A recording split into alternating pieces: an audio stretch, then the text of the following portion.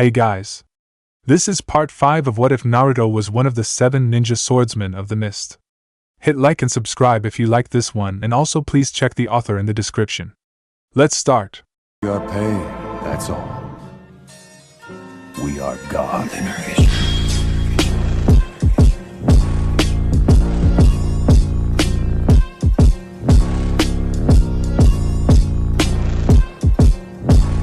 Chapter 21, Madara Uchiha. You dance well, boy. Mangetsu and everyone in his squad were instantly assaulted by a force that demanded nothing but absolute obedience. The killing intent made him fall to his knees as he imagined himself falling down into the crater, or his heart stopping instantly, or of him using his own sword to end his life. The others were in similar states of fear and mental breakdown. His eyes widened in disbelief when he saw Naruto himself fall to one knee even as he struggled to maintain control. The Namikaze actually managed to get back on his feet after a few tries, something the others could only dream of accomplishing. Naruto glared at the unmoving masked man as he threw his flaming sword straight down into the crater where it embedded itself with a sharp crash. He performed several one-handed seals before pointing his 2 index fingers of his right hand towards the stationary sword. Ash release, Valley of Flames. Dark chakra rushed from the blonde's body only to fiercely clash against the sword in the crater in less than 5 seconds, unleashing a gargantuan river of scorching flames that spread in every direction until it had swallowed the very crater itself. Smoke and ash started rising to the skies, which instead had a direct impact on the already struggling Kiri warriors. Are you trying to get us all killed? How the fuck are we supposed to escape now that you set the entire crater we are standing inside on this stupid elated land on fire? Hissed Jinpachi angrily in a fit of coughs. Now that you can breathe again, your mouth sure is running a lot. Scolded Naruto without remorse. Everyone's eyes widened as they realized the force that was nearly killing them had stopped. They looked in the rising smoke and ash only to realize that the masked man was nowhere to be seen.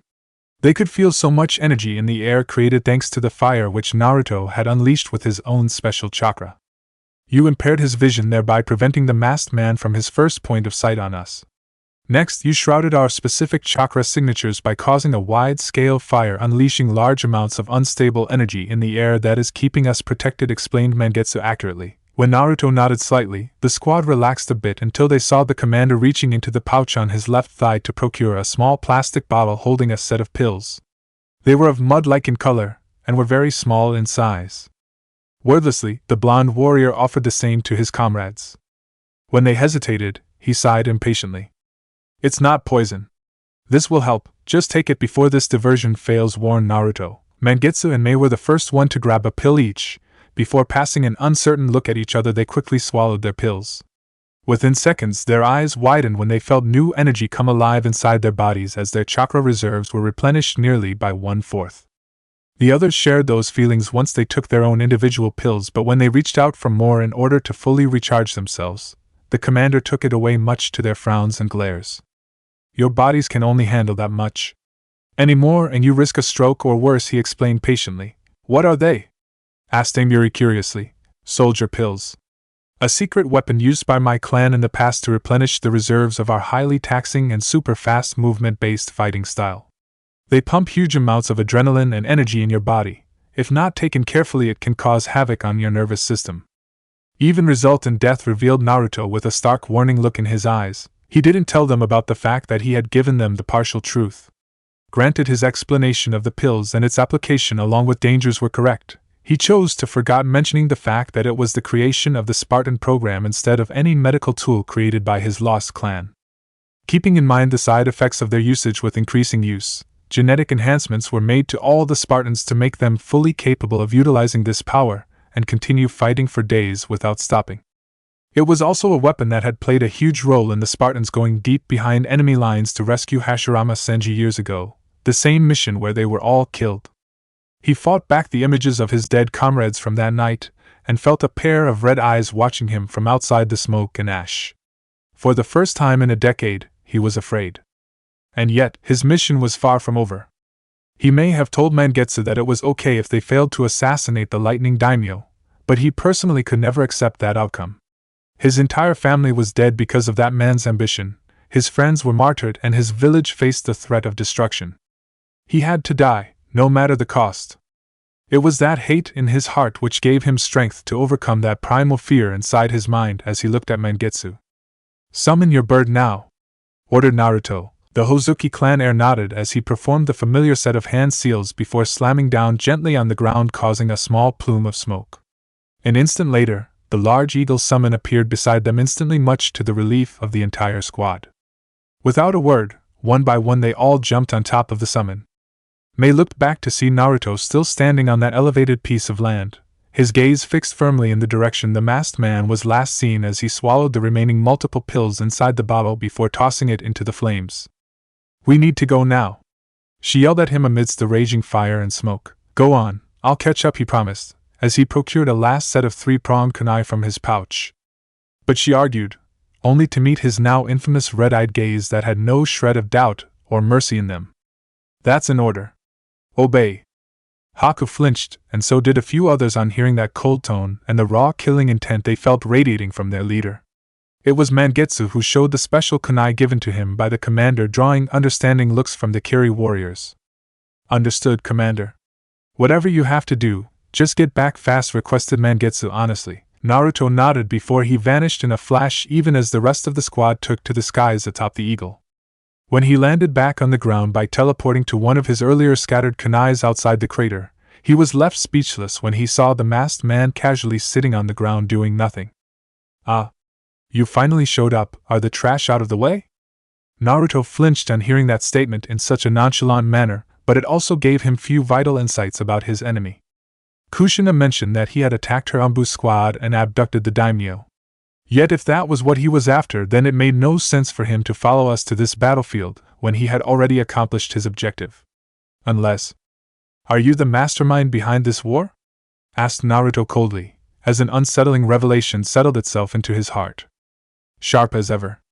"Then again, I expected nothing less from the son of Tobirama," Senju praised the masked man. He saw the way Naruto remained unfazed even after hearing that revelation. "Your lack of surprise shows you have known or have an idea about this reality for a long time. Your mother must have told you before she died, correct?" deduced the masked man shrewdly, answering my question with one of your own.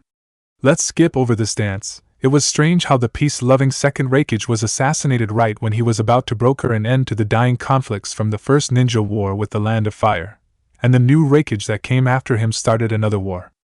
It was strange how the Land of Lighting started the first great ninja war by capturing Hashirama Senju through the guise of a peace summit.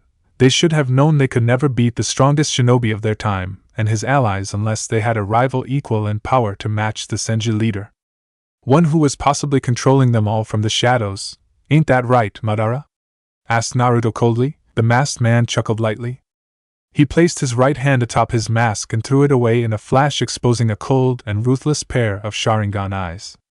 Naruto could not help but be surprised by how young the man looked, considering he was in his late 40s. A phenomenon only the Uzumaki were infamous for, as it certainly wasn't natural to a majority of the shinobi tribe whose bodies usually aged faster due to constant stress of combat and a dangerous life.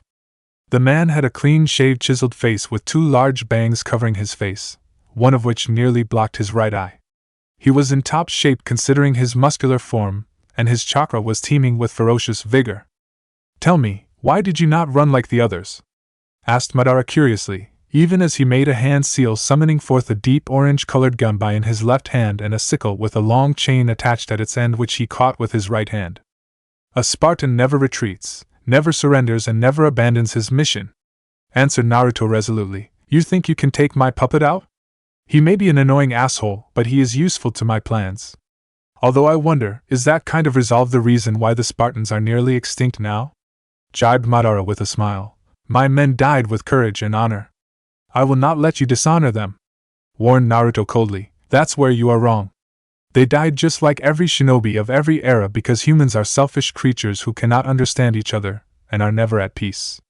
You will not be the last soldiers to meet such fate if mankind continues on this path. It's a never-ending cycle of hatred which needs to be stopped," disproved Madara fiercely. "You think you can change mankind?" asked Naruto in disbelief and in a mocking voice, but was surprised when he saw Madara clenching his fist and his face lost all sense of friendliness it had till now. "I have to if I am to save them from what's coming," whispered Madara fiercely, as he took an aggressive stance.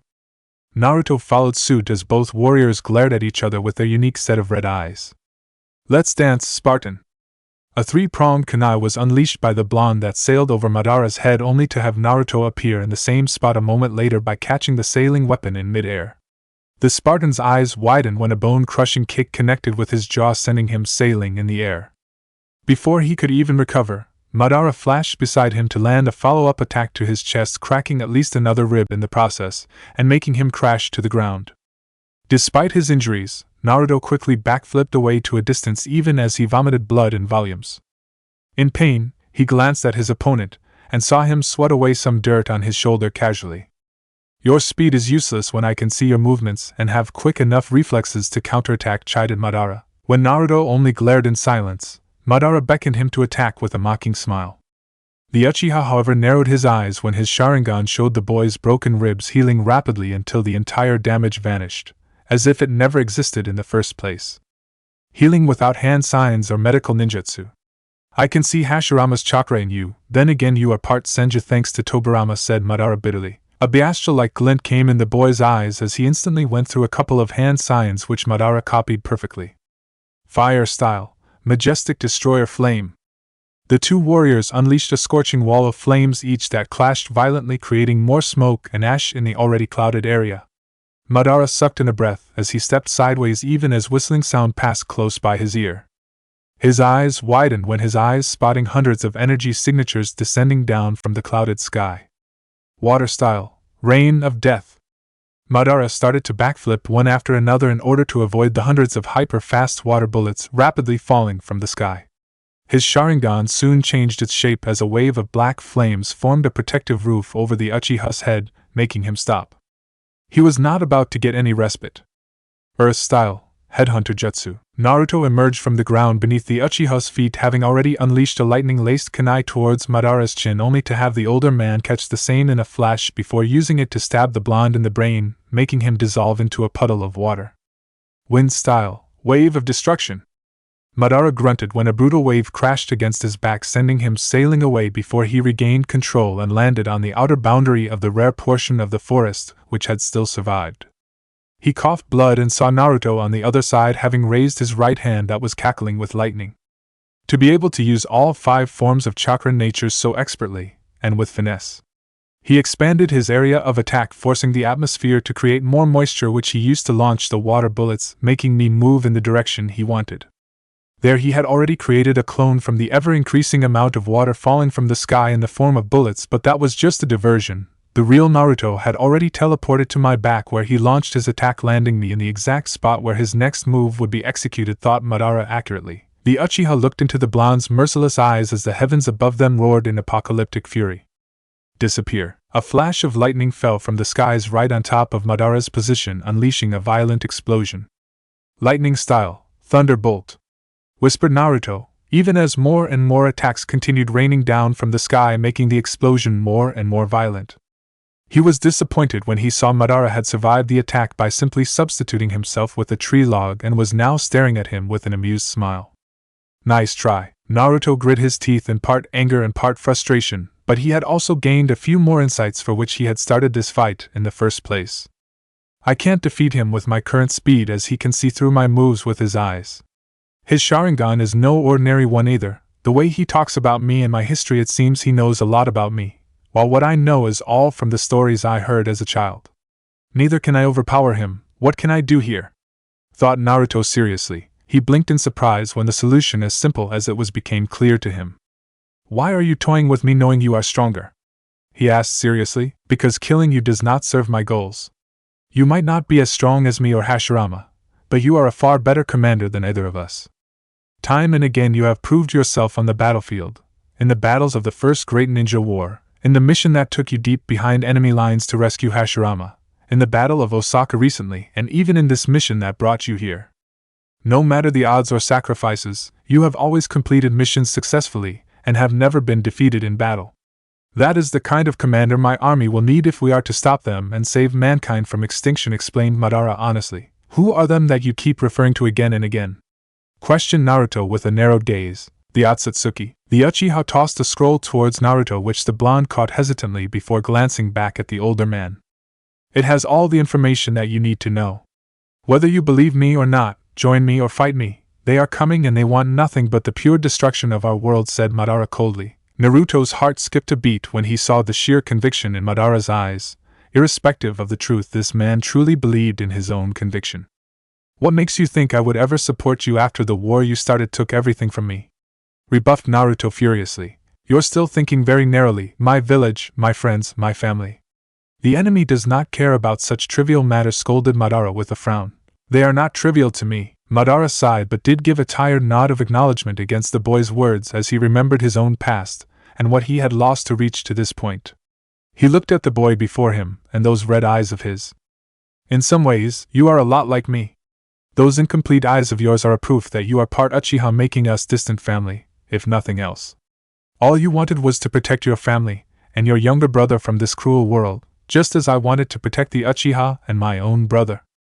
Even now, you are still trying to protect Yuzu to honor your lost brother's wishes, just as I am doing what I am to protect the Uchiha to honor my brother's wish, reminisced Madara with a faint smile. These wars that you started destroyed everything I loved.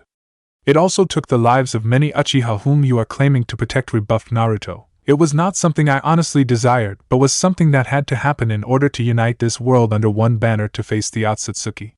Even so, those deaths are on me, acknowledged Madara without a flinch. You tossed aside your humanity to face the Otsutsuki? Asked Naruto in disbelief. You assume them to be human? Retorted Madara with an amused smile. Naruto's heart skipped a beat before he glared back at the Uchiha even more fiercely, making Madara shake his head and heave a tired sigh. For a long time I was lost in my guilt and pain. I thought myself to be worse than trash for failing to protect my family and friends until I found someone who looked past all that burden of mine.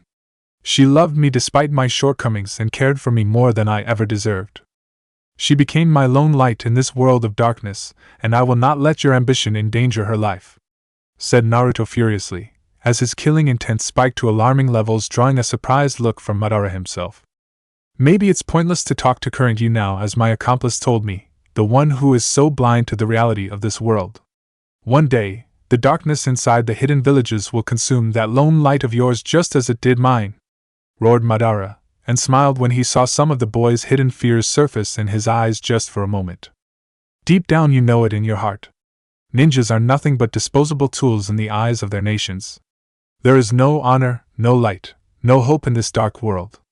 Someday you will see it, and perhaps we shall meet again. I look forward to that day, boy. A drop of water fell on Madara's left shoulder from the sky randomly, but the Uchiha's eyes widened when he saw the predatory smile that came on Naruto's face before he vanished in a flash. Nearby Land of Lightning Stronghold, Madara's clone that had been watching the unconscious lightning daimyo was shocked when he felt another presence appear inside the large bedroom suddenly. He swiftly turned around only to catch a glimpse of a pair of red eyes before a sharp pain erupted in his chest. Looking down made him catch sight of the three-pronged kunai stabbed clean through his heart, and the cold, ruthless eyes of Naruto Namikaze staring at him mercilessly. Bastard, he cursed. Spartans never abandon their mission, reminded Naruto in a cold voice. The clone's eyes widened as he realized the blonde's true target when he glanced at the unconscious daimyo. All this time you were searching for my location. It was why you engaged my original in combat, and marked him with your chakra through any of your attacks while keeping him distracted somehow. It would have been so subtle a move for my original to be taken by surprise. Then you used that marking on my original to trace my chakra signature, and teleported yourself here easily using that link, since the original and I share the same chakra. By marking him, you marked me as well, thought the clone in pain. We underestimated you, lamented the clone as he fell to his knees and disappeared in a plume of smoke. It failed. I told you so, Madara chastised the pitch-black creature who appeared beside him covered in dark robes, earning a miffed look from the Uchiha beside him. He's a man of honor. A rare breed that is hard to break, which is exactly what we need if we are to stop the Otsutsuki. He may not be as strong as me, but he is trusted by the troops he leads into battle, the Spartans, the 7 ninja swordsmen, ninjas from Kiri, and now the 501st. He never lost sight of his mission despite the odds against him. He didn't hesitate to push his men in danger but was conscious enough to bring them back home safe. Most of all, he never gave up even when he faced me knowing he would die. Instead, he continued to search for a way to get to the daimyo, his original target, and didn't relent until he succeeded. That is the kind of commander I want to lead my armies against humanity's true enemy, Zetsu explained Madara without hesitation, earning a surprised look from the black creature. True, today's shinobi leaders are more focused on personal glory and fame through conquest. For all his shortcomings and failures, you still admire him, commented Zetsu. Madara smiled. I should hate him considering he is the son of the man who killed my dearest brother.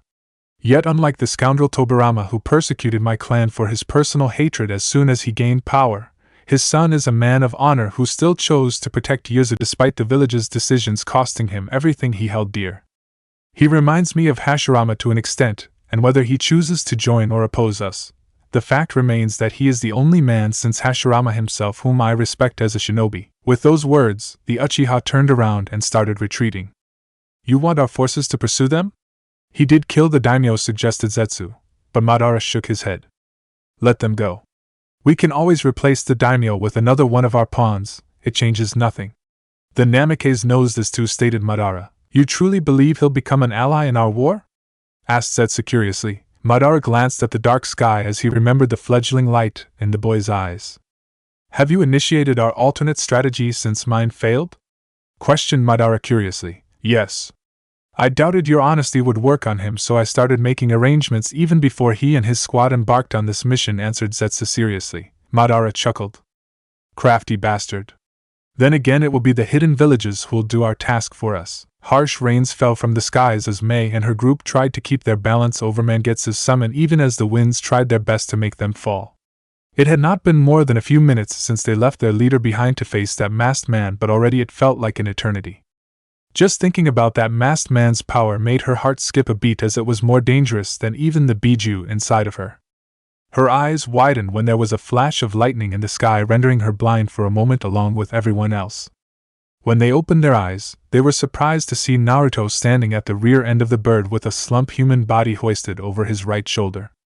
Mission accomplished. His words snapped her out of her shock as she saw it was the lightning daimyo whom the commander was holding.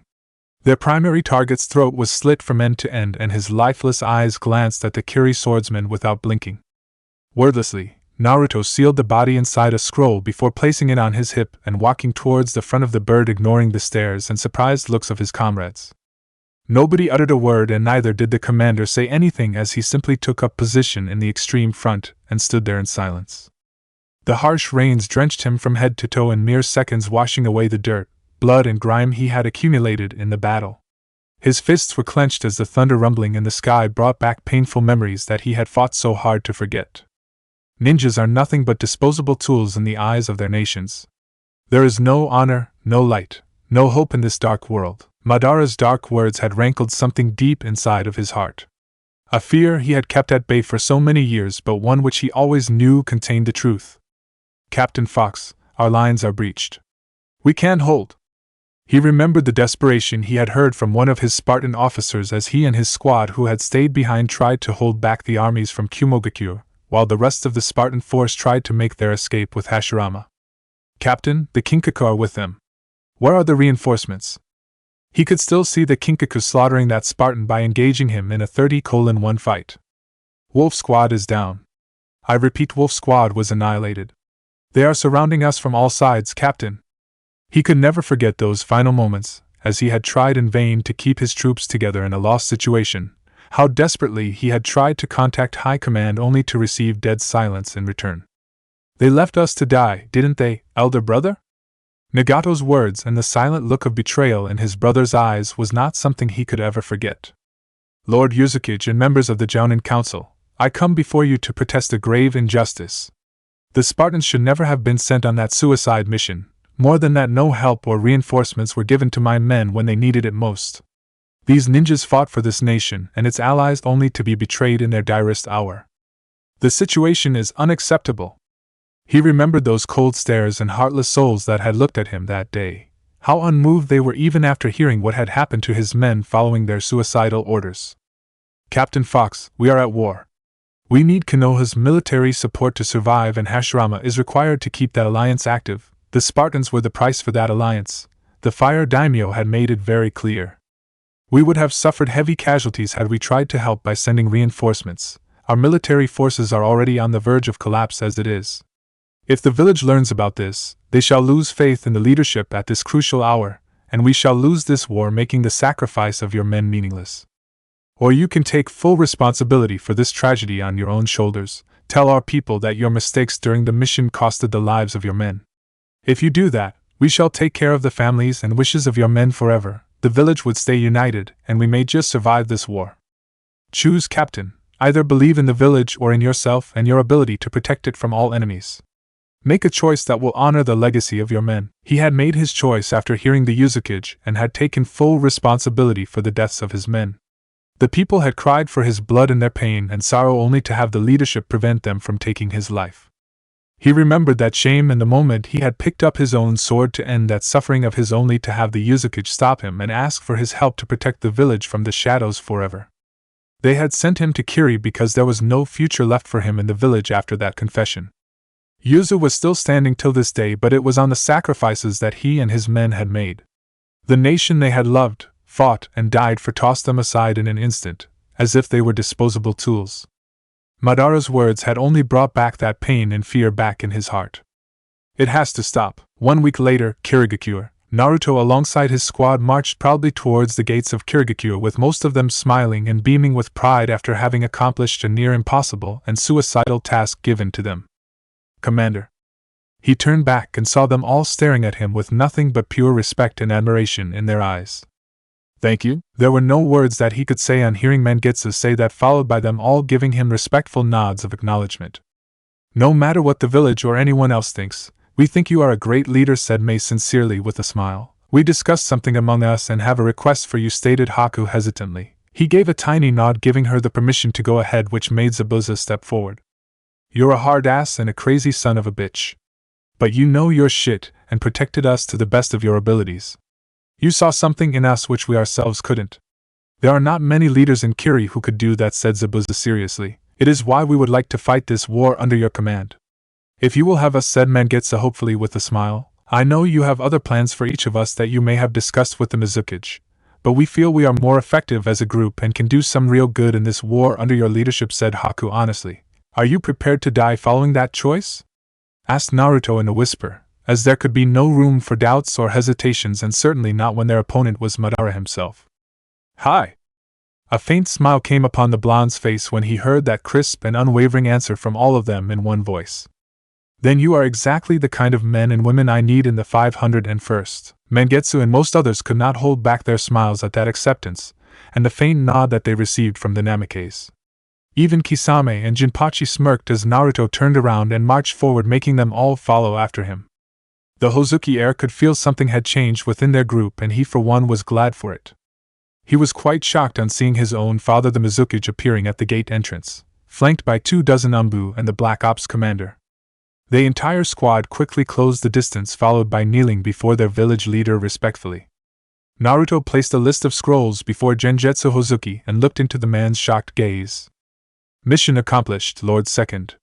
All my men are accounted for, he reported dutifully. You did the impossible. Commander praised the Mizukage without hesitation, even as the surprise and shock spread among the rest of the nearby Anbu and their own leader at that revelation.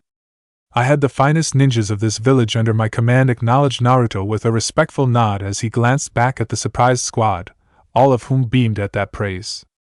Agreed. Kirigakure shall forever be in each of your debts, and so will I, said Genjutsu proudly, as he glanced at his own son, who smiled back at him. We did our duty. That's all. An unsettling feeling arrived in Naruto's heart when he saw the pride and happiness in the Mizukage's eyes getting slowly replaced by hesitation and nervousness as he glanced directly into his eyes. Naruto, there is something you need to know. Chapter 22 Heart. Genjutsu alongside the other swordsmen and few Anbu stared at the blond man inside the cold and semi-dark room illuminated by the lone dull light in the ceiling. His fists were clenched, and he stood rock still as he stared at the table beneath him. Mei's eyes became moist when she saw him gasp for breath as the flood of emotions he had been holding back overwhelmed him. Mangetsu and the others didn't blame him when he fell to his knees and lost all self-control. Only the Mizukage stepped forward and walked towards the broken man without fear or hesitation, as he too had endured a pain like this years ago. It had nearly destroyed him until the thought of protecting his own son, the sole legacy of his beloved wife, pulled him back from that edge of darkness. He knelt beside the young man whom he now considered one of his most trusted officers and the closest thing to another son he could ever have, and laid a comforting hand on his shoulder. "How?" the man whispered miserably as his eyes became moist. "She was part of a squad responsible for capturing one of the spies hiding in our village. Things went south when they tried to apprehend the traitor. She bolted and Ino alongside her team gave chase. There was a fight, and the traitor took everyone out alongside her in the end. This was all we could recover, Naruto." "I'm truly sorry," confessed Genjutsu honestly, as he glanced at the half-charred arm that once belonged to the wife of the man beside him now. Tears fell from Naruto's eyes as he hesitantly reached out to touch what was left of the woman he had loved. His heart broke into a million pieces when he touched the blackened skin and felt fading embers of her chakra which destroyed any illusion of the limb belonging to anyone else. But the fact that he felt another whisper of a different energy in that flesh made him freeze. When he looked back at the Mizukage, the man could not look into his eyes as he had seen Naruto had arrived at the most frightening conclusion. She was pregnant. The umbus inside the room inched their hands closer towards their weapons when the air inside the room turned extremely cold and full of a powerful chakra that felt sinister in nature. There were only a handful moments in his life when Genjutsu had been truly scared. When he mustered the strength to look up and face the man whom he had revealed that bitter truth to, he was left speechless. In that moment, he saw something break inside of Naruto as the last Namikaze wept tears of blood and his usual red eyes developed a black-colored slit pattern. The raw pain and heartbreak that he felt from the blonde was palpable as his own eyes moistened a bit. Ninjas are nothing but disposable tools in the eyes of their nations. There is no honor, no light, no hope in this dark world. Madara's words tore his heart apart as the raw rage and hatred inside of him threatened to burn everything to cinders. "You let her die." Genjutsu flinched on hearing that brutal accusation, but it was the despair and sadness in Naruto's eyes that rankled something deep inside of his heart. It reminded him of the moment when his wife's father had confronted him with the same feelings in his heart for the loss of his only daughter. The man had lashed out in pain and anger, but Genjutsu had never been able to forgive himself for not being strong enough to save the person he had loved most in his life. It was why he had made himself stronger and swore to not let others experience similar pain for as long as possible. Only to fail again and again. His umbus and mangetsu rushed to his side when they felt the killing intent exploding from Naruto. Before panic could set in and anybody made mistakes, Genjutsu raised his hand, stopping his followers from taking any action against the blonde. That restraint was a blessing in disguise as Naruto's killing intent eventually receded to bearable limits before vanishing completely. Silently, he got back up on his feet and gingerly picked up the charred arm of his wife. "Naruto," whispered Mei hesitantly, only to see him fighting back his tears. The young man looked completely lost and broken as he glanced back at the Mizukage, earning an understanding nod from the older man. The next moment the blonde was gone in a flash. He stood atop one of the nearby hills outside the mist village holding the charred arm of his lost wife. He continued expanding his sensory powers in the vain hope of finding any trace of the Hiroshin mark he had left upon Ino's back. His heart unable to believe or accept the fact that she was gone forever from this world, taking with her what was left of his heart and hope for the future. Silence was all he received. "If we make it through this, what do you want to do?" He remembered Ino asking him this question the night just before he left for his last mission, and it made the heartbreak even more unbearable as he knew what he had told her then. "Maybe once this war is over and Yuzu is safe, I would like to come with you to Konoha if you and your people shall accept me. I'll make sure of that. But only if we retire, get a house, some boring jobs, be normal just like everyone else. Maybe even have a few blonde children someday. Why go so far for someone like me?" Nobody had ever looked at him with that gaze of love and fondness as she had when he asked her that. "I love you, Naruto." His agonizing scream echoed across the entire area as he fell to his knees and miserably stared at the charred limb in his own hands. The destroyed remains of a lost future. It felt even worse than any heartbreak he had ever suffered in his long and miserable life. This feeling of absolute grief tore him apart from the inside into a million pieces. He couldn't protect his parents, his brother, his friends, his comrades, and now his wife along with his unborn child. Why did he survive when everyone else around him continued to die? Was this justice for his sins?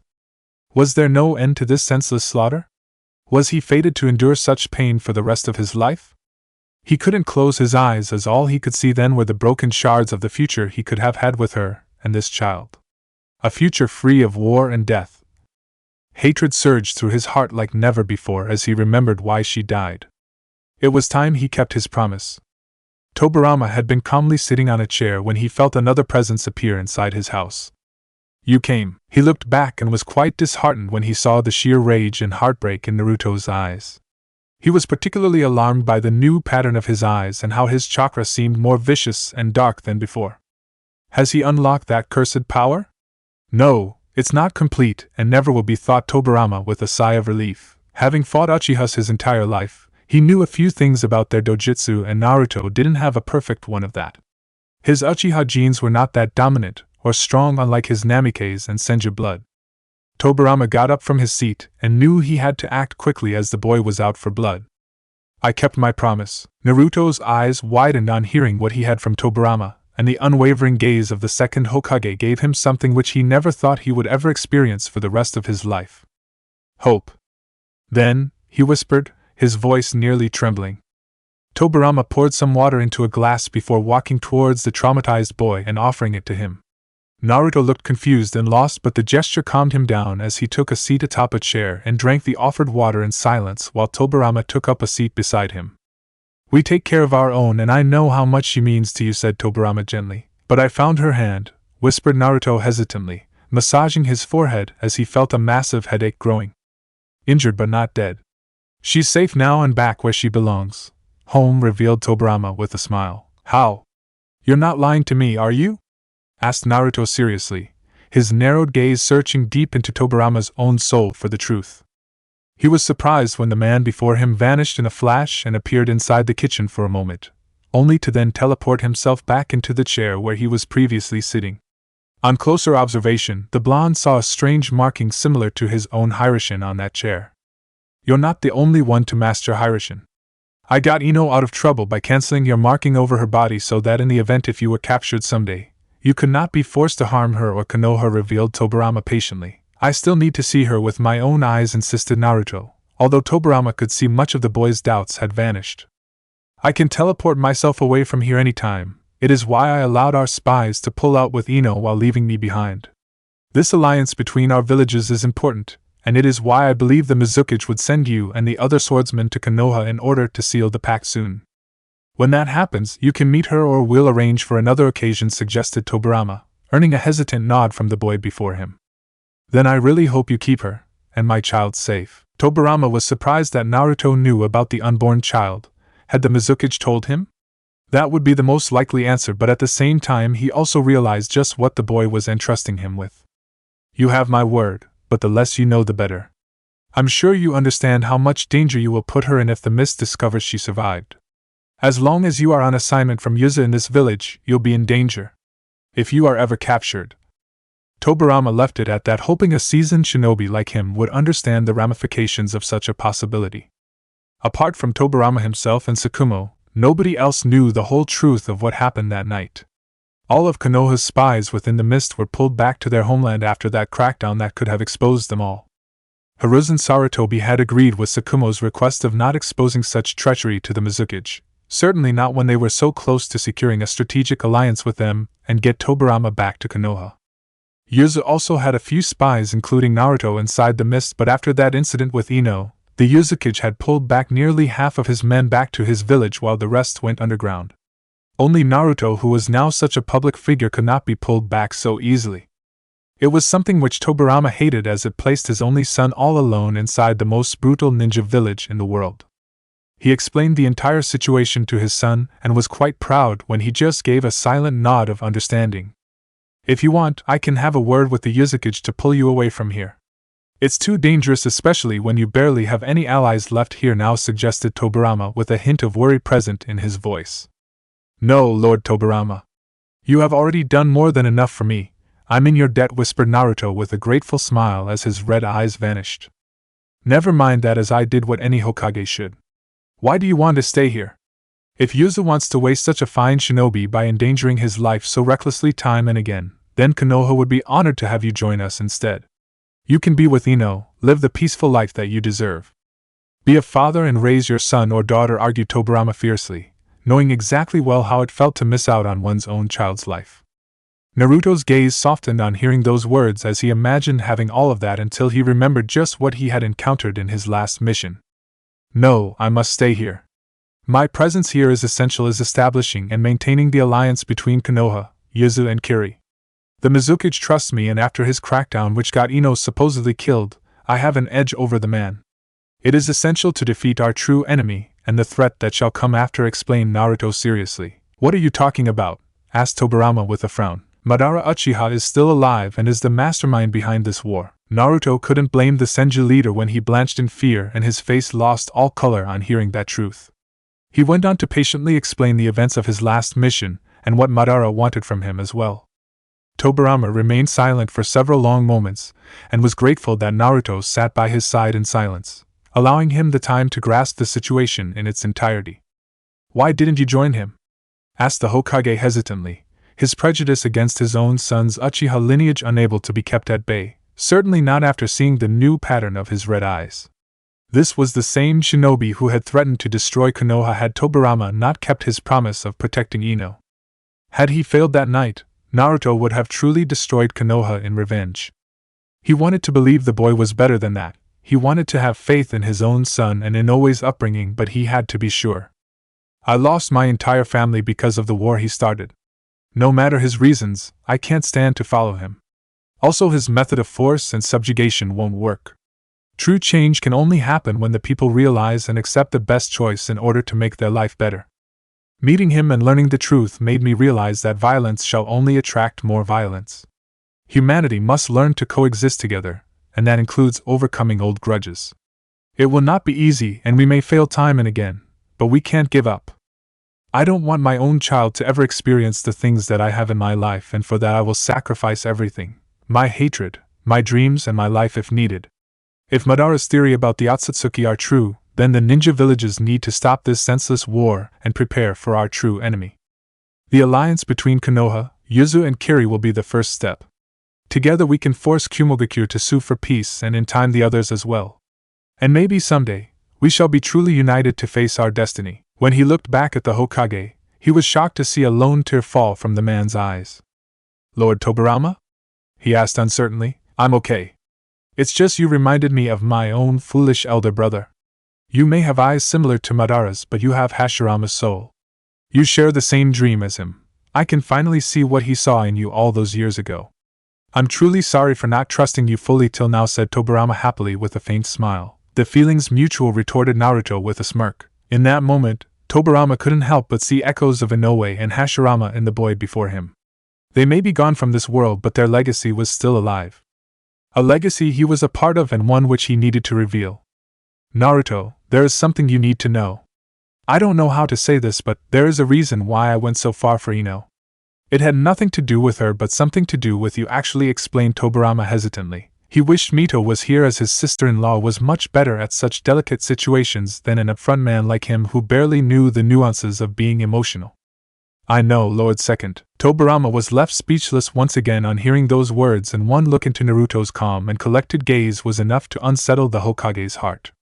His lips parted several times, but no words came out until Naruto gave him a reassuring smile. How long have you known? Were you planning to stay silent about this for the rest of your life? Asked a baffled Tobirama, with some anger seeping into his voice. Mother told me the truth before she died. Asked me to take Nagato with you to Konoha and seek asylum, answered Naruto sadly. Then why didn't you? You think I would abandon my own son and the brother he cared about so deeply in their direst hour? Questioned Tobirama disappointedly, but Naruto shook his head. I didn't have any proof to give you except for the testimony of a dead woman. Even if I had swore a vow, family, duty, honor. How could I or my brother abandon our nation in its most crucial hour? Our parents died to keep it safe, and we would be damned if we let their legacy be destroyed. Nagato died protecting that legacy, and I'll fight for it till my last breath, for I am Minato Namikaze of Uzushiogakure, said Naruto fiercely, his conviction never wavering for a second. A look of understanding and immense pride arrived in Tobirama's eyes as he got up from his chair and stepped beside the boy, placing a firm hand upon his shoulder. Minato, huh? Asked Tobirama with a gentle smile, as he realized his son's true name, which made him immensely happy and proud at the same time. Yeah. Though Naruto isn't too bad either, I think I might just use this name instead, as those who knew me by that name are nearly gone, said the blonde somberly, earning a sad smile from Tobirama as well. Your mother would have been proud of you, of the man you have become. I am too, praised Tobirama honestly. I'm not that great, Lord Tobirama, replied Naruto, and received a swift bonk on the head, and Tobirama glaring at him with an annoyed gaze. Learn to accept praise. Gosh, you have a worse sense of self-respect than my elder brother, lamented the Senju head tiredly. You did say I am like him in some ways, teased Naruto with a cheeky grin. That you are, agreed Tobirama with an annoyed gaze. Neither of them could stop themselves from bursting out into fits of laughter after that, and Tobirama was quite relieved to having made a start towards establishing a real relationship with his own son.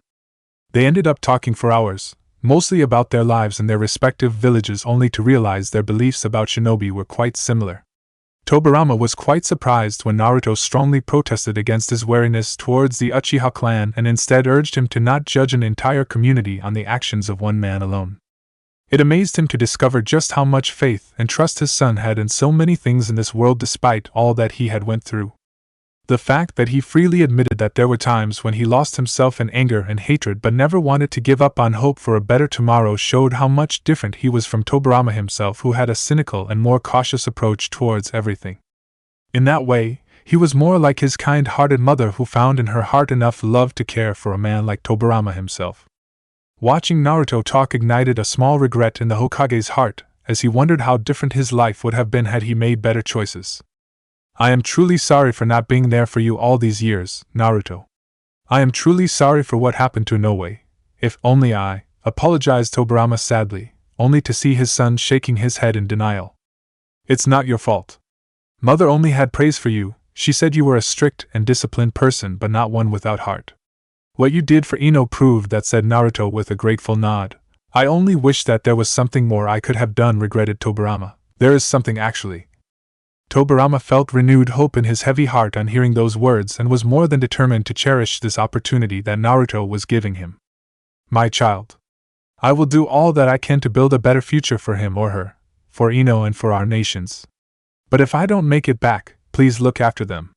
Protect them, requested Naruto sincerely. I will. But someday this war will end and you can be with your family. If you're ever in trouble, promised Tobirama without hesitation, as he passed a single seal from his pocket towards his son. Naruto didn't miss the Hirishin mark over that piece of paper and the resolve in Tobirama's eyes. I'll be there. He clearly saw the hesitation in the boy's eyes. Being a spy in a hostile village was a great risk. Naruto knew and understood the ramifications he could create if he was discovered and asked Konoha, Yuzu or Tobirama for help. It could destroy the budding alliance between these villages, maybe start another war. If that time comes, then let me die. Why?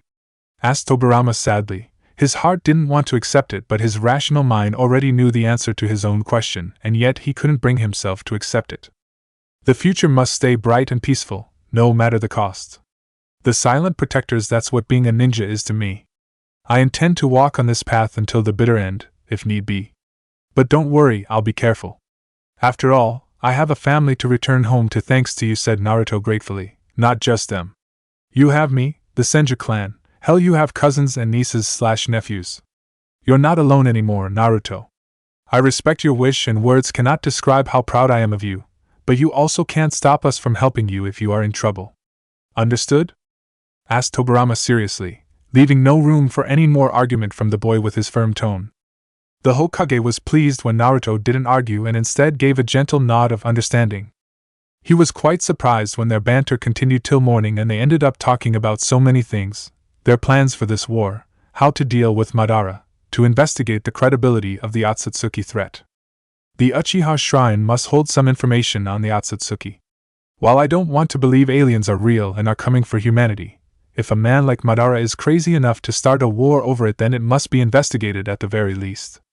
Leave it to me, assured Tobirama. I'll also ask Yuzu to investigate and cooperate in laying the foundation for the alliance between Kiri, Konoha and themselves.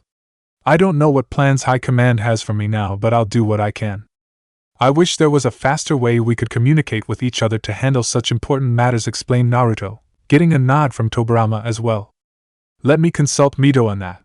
She'll be pleased to know that she has a nephew and would be more than happy to help us figure out a way to stay in touch frequently, suggested Tobirama. Naruto nodded and glanced at the clock afterwards.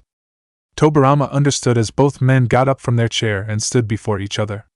Hesitantly, Tobirama extended his right hand towards the boy and was pleased when Naruto returned the gesture with a smile. "Thank you, Inoue." 2 days later, there was a somber silence in the military burial grounds as a large casket holding nothing but an arm was lowered into the ground. Genjutsu was quite surprised to find so many clan heads present for this ceremony along with shinobi who had fought alongside or under the tall blonde man currently dressed in black. The 7 ninja swordsmen were present, and Mei stood alongside them looking worriedly at the silent blonde man before them. Genjutsu had never expected hundreds of villagers to also show up for this ceremony as well, but they did, and it only went on to make him realize something which he had known somewhere deep in his heart. Slowly but surely you are bringing this village together in ways that neither I or my predecessor could. Maybe someday you'll make a great Sandame, 3rd, or Yandame, 4th, Mizukage thought Genjutsu honestly with a faint smile, a true shame. Genjutsu's gaze narrowed when he heard few of the clan heads whispering amongst each other. Unknown to them, his hearing was quite sharp and the Mizukage was quite disturbed when he realized the true reason behind their presence here. Indeed. What will happen to the future of the Namikaze clan?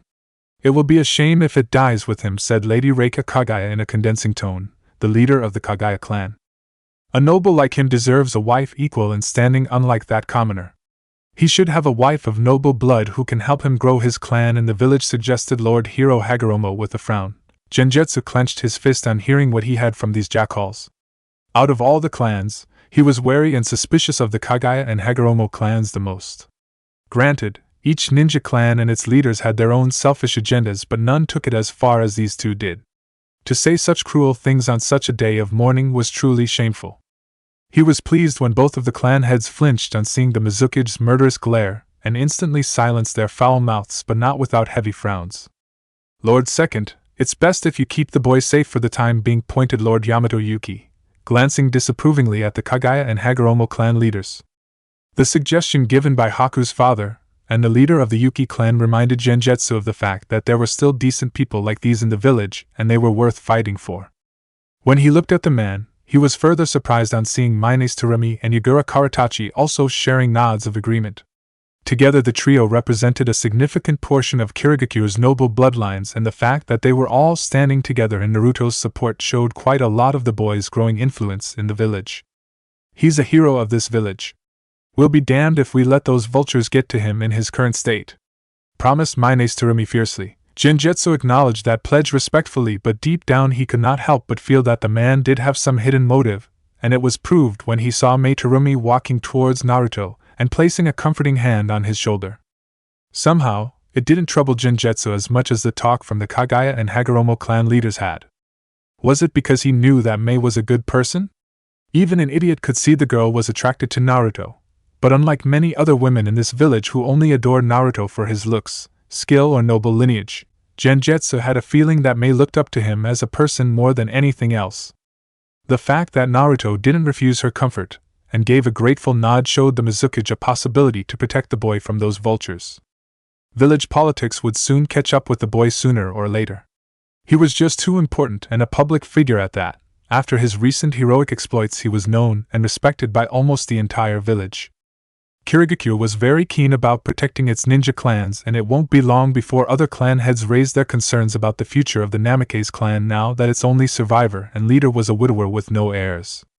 It was a problem Genjutsu would have to deal with quite sooner than he expected, judging from the predatory gaze that Lady Reika Kage had towards the last Namikaze.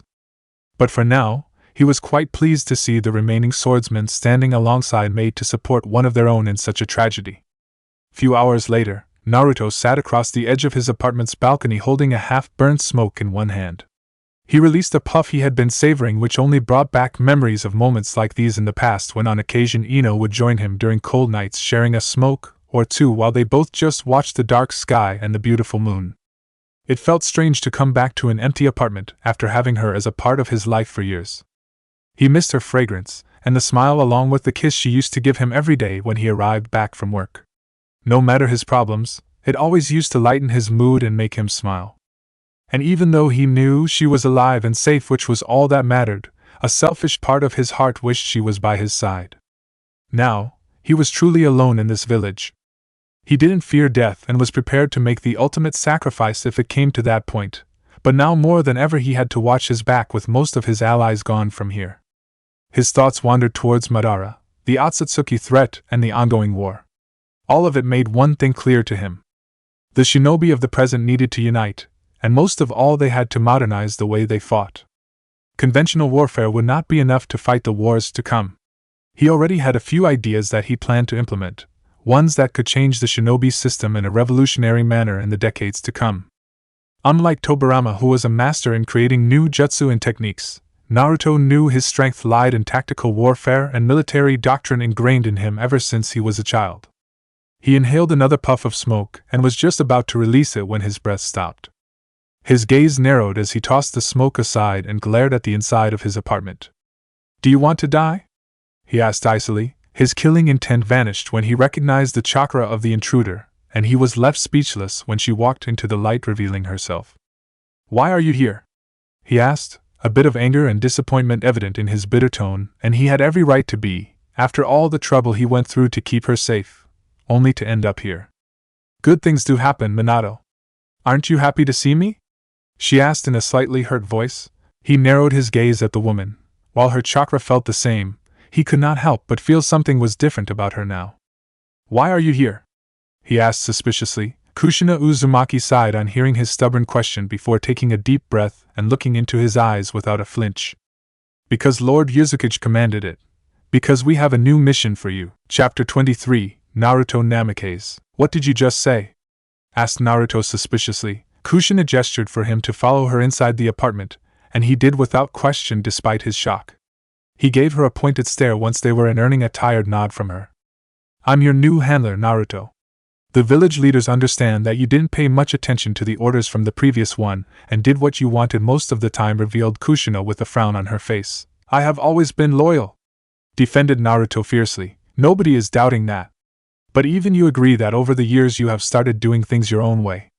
Yes, you have established yourself very well in Kiri, but not in the way the leadership wanted," explained Kushina patiently. "If they want it done their way, thinking themselves to be better than the men on the ground, then they can do this job themselves," retorted Naruto bitterly. "He never forgave us for what happened to the Spartans." He froze on hearing Kushina reciting that accusation, and one look in her sad gaze made him realize just who had told her this.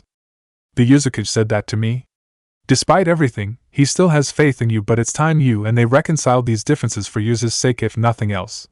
It's why they sent me here," said Kushina honestly. Naruto sighed as he lit up another cigarette and sat on the couch silently. Kushina sat by his side and laid a comforting hand on his shoulder, while giving him a sad smile. "I'm truly sorry for what happened to Ino. If there is anything I can do for you," she whispered somberly. Some of his anger disappeared when he looked in her eyes, and only now did he realize she was the same girl he had loved all those years ago. He was angry and sad, with these emotions clouding his judgment. He didn't like the way the village had placed his last friend in danger like this, or the way they were using her against him. The Mizukage knew very well that while he liked to do things his way, he would not cross a line if it meant that would reflect badly on Kushina or put her loyalty to the village in jeopardy. "They are using you against me, Kushina," he whispered bitterly. "I know, but it doesn't have to be that way. You can continue doing things the way you want, but there are some basic objectives where I will need your help with, irrespective of your personal feelings. You understand that, don't you?" she asked gently. "Good ninjas follow orders," he repeated in a mocking voice, earning a scoff from her. "They do. But good friends have each other's backs." He couldn't hide his smile, or his eyes from becoming moist. Everything had happened so fast, and he had to put up a facade in front of others, even with Tobirama to some extent. But the truth was that he was devastated. He blamed himself for not being there to protect Ino, for the pain she must have went through when she lost her arm, and this feeling of emptiness he felt now that she was gone. Kushina hugged him fiercely in her warm embrace, and it was then that the dam broke. She listened as he told her about the events that had happened after he rescued her. Many of the revelations shocked her, but never once did she let go of him and continued rubbing his back and hair affectionately. Madara's existence and his plans for him troubled her greatly, but she had faith in him, and his refusal to join the man proved she was right. She felt as if someone had stabbed her in the heart brutally when he told her about Ino's pregnancy, as it was a future she had always wanted with him instead. "It'll be alright, Naruto," Someday this war will end and you can meet her and your little Spartan, said Kushina with a warm smile, trying her best to hide the heartbreak she felt within her own chest on saying those words. But it was enough to give him hope, and seeing his smile made all the pain worth it. Little Spartan? He asked fondly. I don't care who his mother is. He's the child of our Spartan commander, and that makes him a part of our family no matter where he is, said Kushina with a proud smile. You seem quite sure it will be a boy, said Naruto with an amused smile of his own. Call it a woman's intuition, she retorted with a smirk. Then he'll be honored to have a Spartan godmother. Kushina's eyes widened in shock and she was left speechless, only able to look at him with an astonished stare, and received an encouraging smile and a comforting hand on her shoulder from him. Why me? She asked in a whisper. I trust you, Kushina.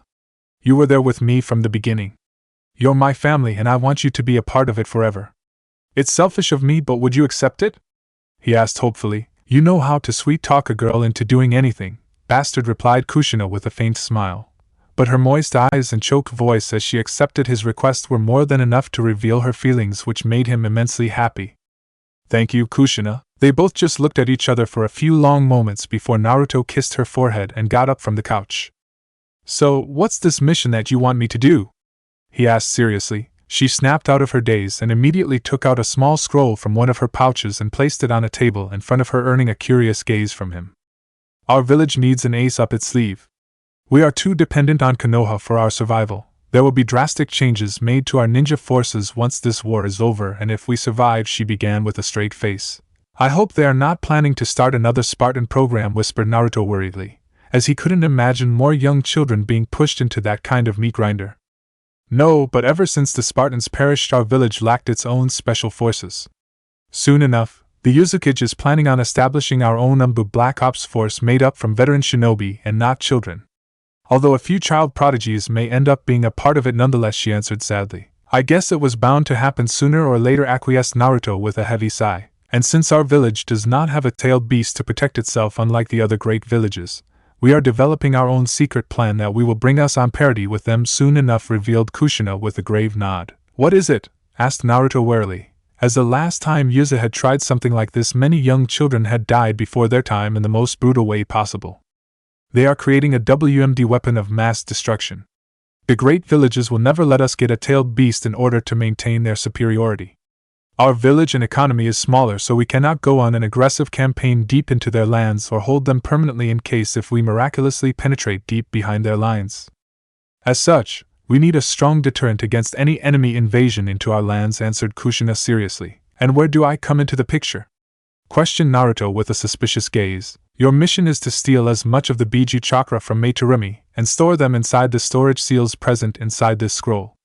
Each scroll full of seals should collect enough chakra for us to create one WMD, which our scientists will weaponize. Its estimated yield would be enough to flatten nearly 50 kilometers of land to ash instantly, and another 100 kilometers to be significantly devastated. If our ranged weapons program is a success, then we can also initiate a preemptive strike against our enemy into their heartland. We need to make at least 20 of such weapons to begin with to deploy them equally across all our borders, even the one with the Land of Fire, to safeguard our nation forever. Will you do it? She asked seriously. Naruto was silent as he thought about what he had just heard.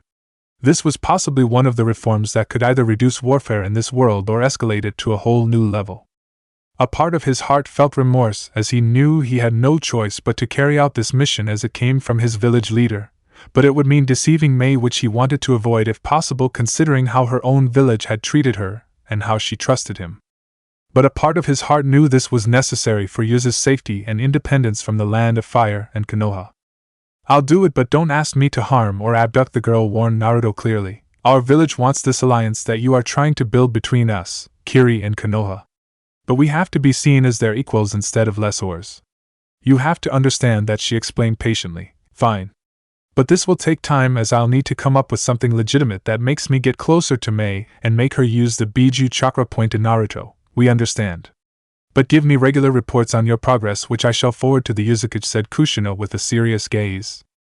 Naruto gave a mock salute, earning a scoff from her, as she vanished in a flicker of wind. He inhaled a deep puff of smoke and couldn't help but walk towards a picture of himself and Ino on a shelf.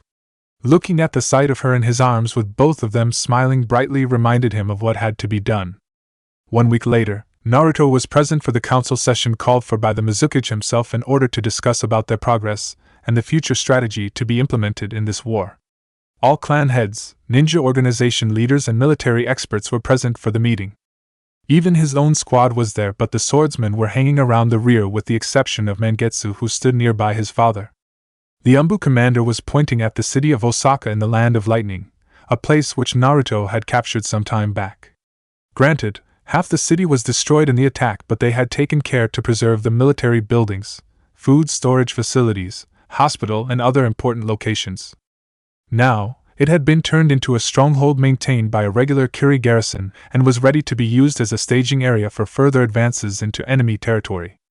There is currently a succession crisis going on in the daimyo's court ever since we took out the last one, thanks to Naruto, and his team praised the Umbu commander. Naruto didn't say anything but was satisfied to receive respectful nods of acknowledgement from nearly everyone in the room.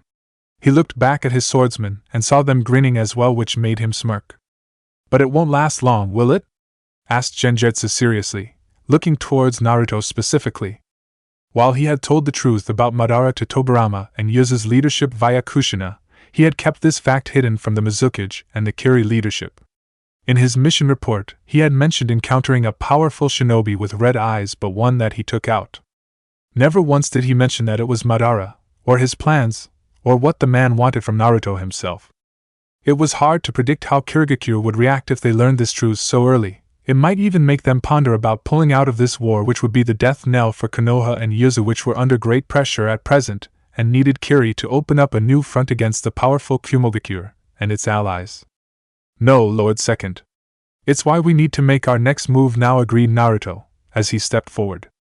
He went on to explain about the strategy that he and Genjutsu had agreed upon before he went on his last mission to assassinate the daimyo. There were a few changes made to the plan recently, but he took up center stage as a secret document was delivered to each clan leader and military officer. In essence, it involved distributing Kirigakure's ninja forces into 4 legions. The 501st, the 212th, the 99th, and the 47th Legion. Except for the 501st, who would have a limited amount of shinobi only. The rest of the legions would have nearly 50 to 60 troops each. The 47th Legion would be under the strict command of the Umbu commander, and be stationed permanently inside the Mist Village for its protection.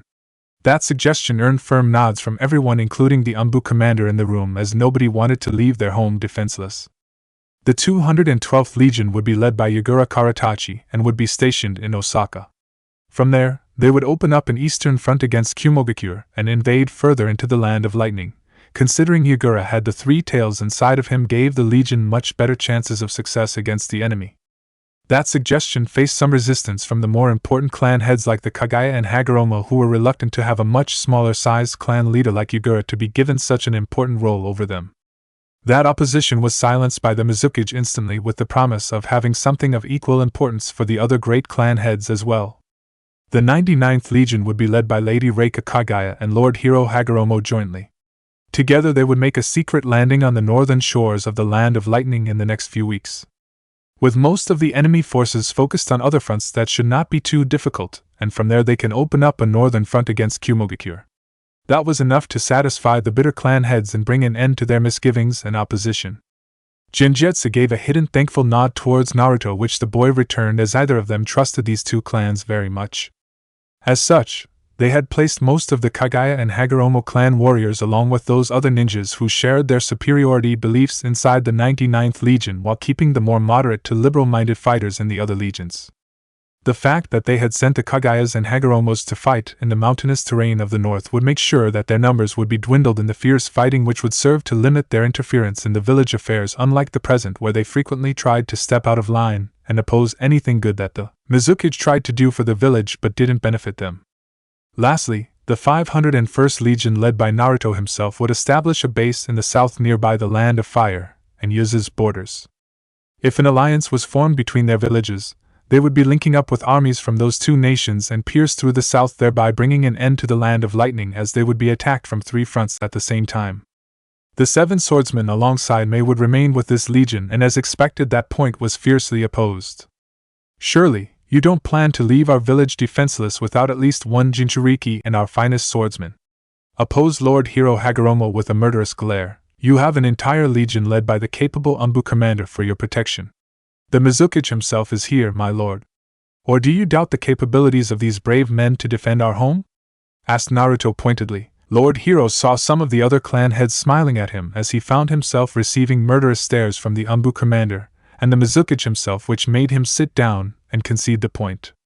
Why is our village blacksmith here? Asked Lady Reika Kagaya with a frown, as she pointed at the old man standing in the corner of the room. Naruto sighed at her constant intervention but chose not to comment on it, and instead gestured to one of the jounin who lowered a chart with a unique diagram on it as the blacksmith stepped forward. It was the picture of a winged device with a person attached to it while holding a strange-looking weapon in his hand. Naruto was amused on seeing the curiosity in the eyes of the Kiri shinobi. If only they knew Yuzu already had developed this technology years ago and had implemented it with the Spartans. He had consulted the Mizukage, and considering their and Konoha's dwindled military strength, Kiri would have to do the heavy fighting against the combined might of Kumo, Suna, and Iwagakure. His village leader had agreed to share this technology with Kirigakure under Naruto's supervision, but only on the condition that in return the said Namikaze would help safeguard Yuzu by helping them create their new superweapon. Our greatest problem in this war is distance. Enemy lands are too far from us, and while it keeps us safe as well, it creates havoc on our supply lines.